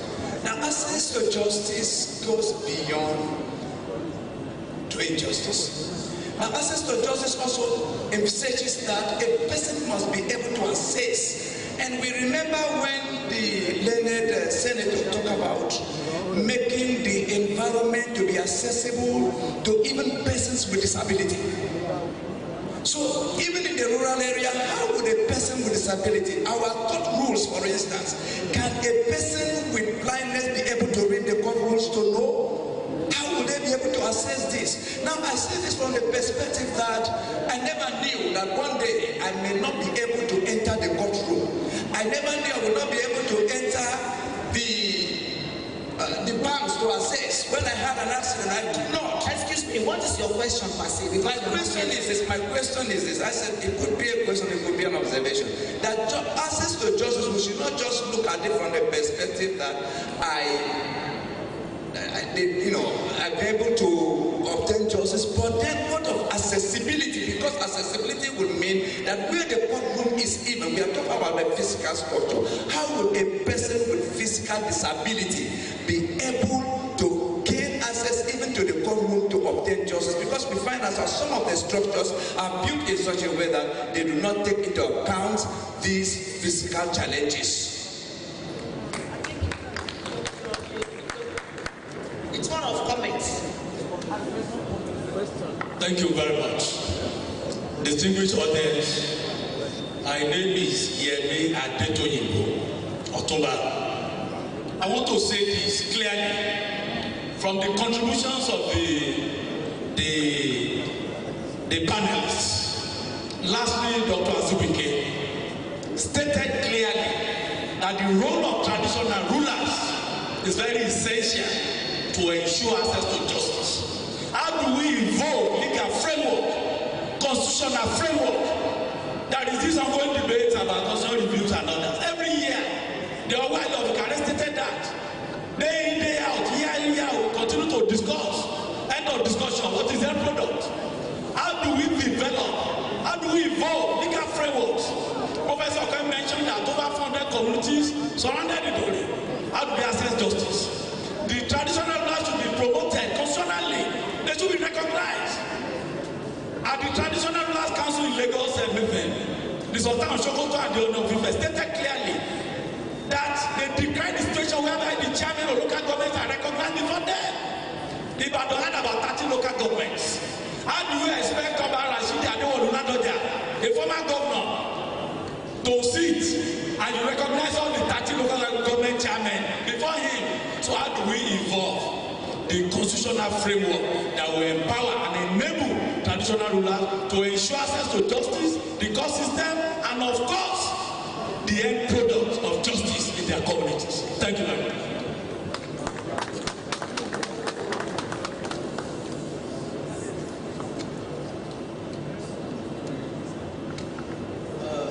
Senator Modena and others, the Lord, Okusan and others, the Lords, members of the panel. Let me just add that it just been stated here that if we are to move forward, the traditional court system or be included, there's no alternative to it. Because, take for instance in our war, even before the coming of formalized court system, we have our own court, traditional court system that we call Igbemoa Lebi, where the Honorable of will sit in company with the other chiefs, where cases are brought and expeditiously we handle cases. You know what?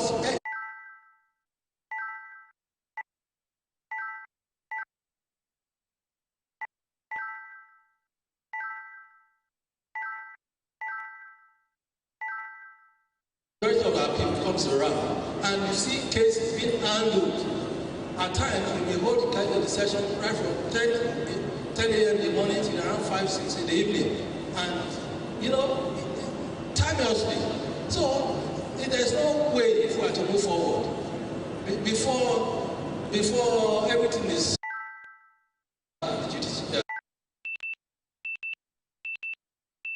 all incorporated into the judicial system will go a long way. And as said earlier, the inclusion of the traditional rulers in our constitution is very germane in this respect. Thank you very much.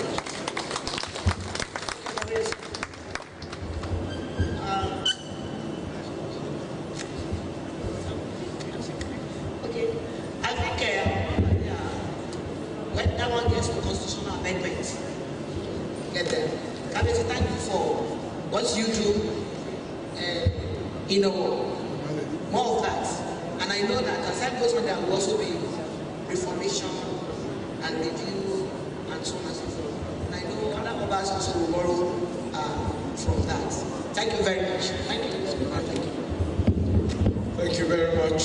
My Lord, the chairman of this session, Kabiyesi, other distinguished panelists, we appreciate you.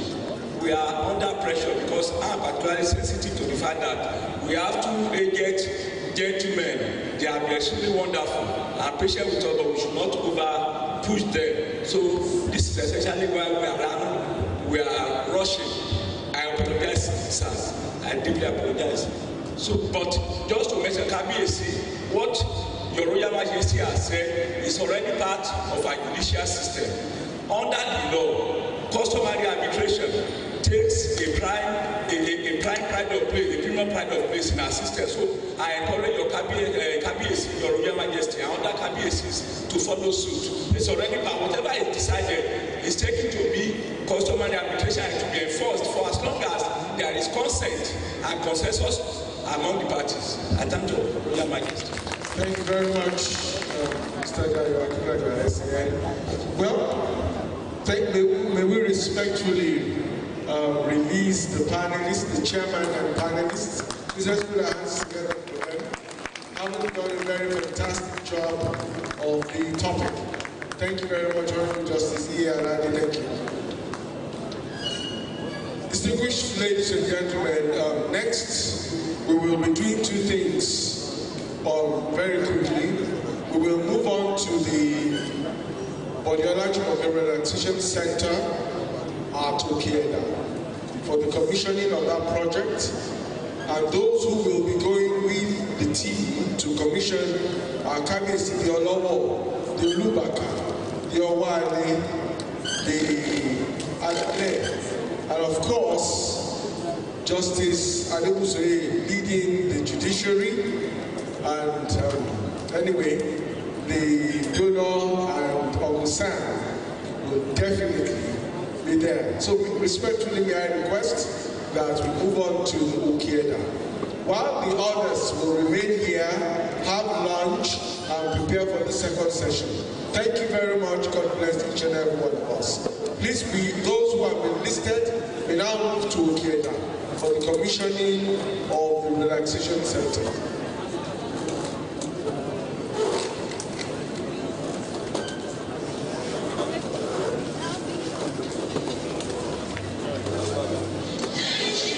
So we'll be back in 30 minutes for the second session for today. Thank you very much.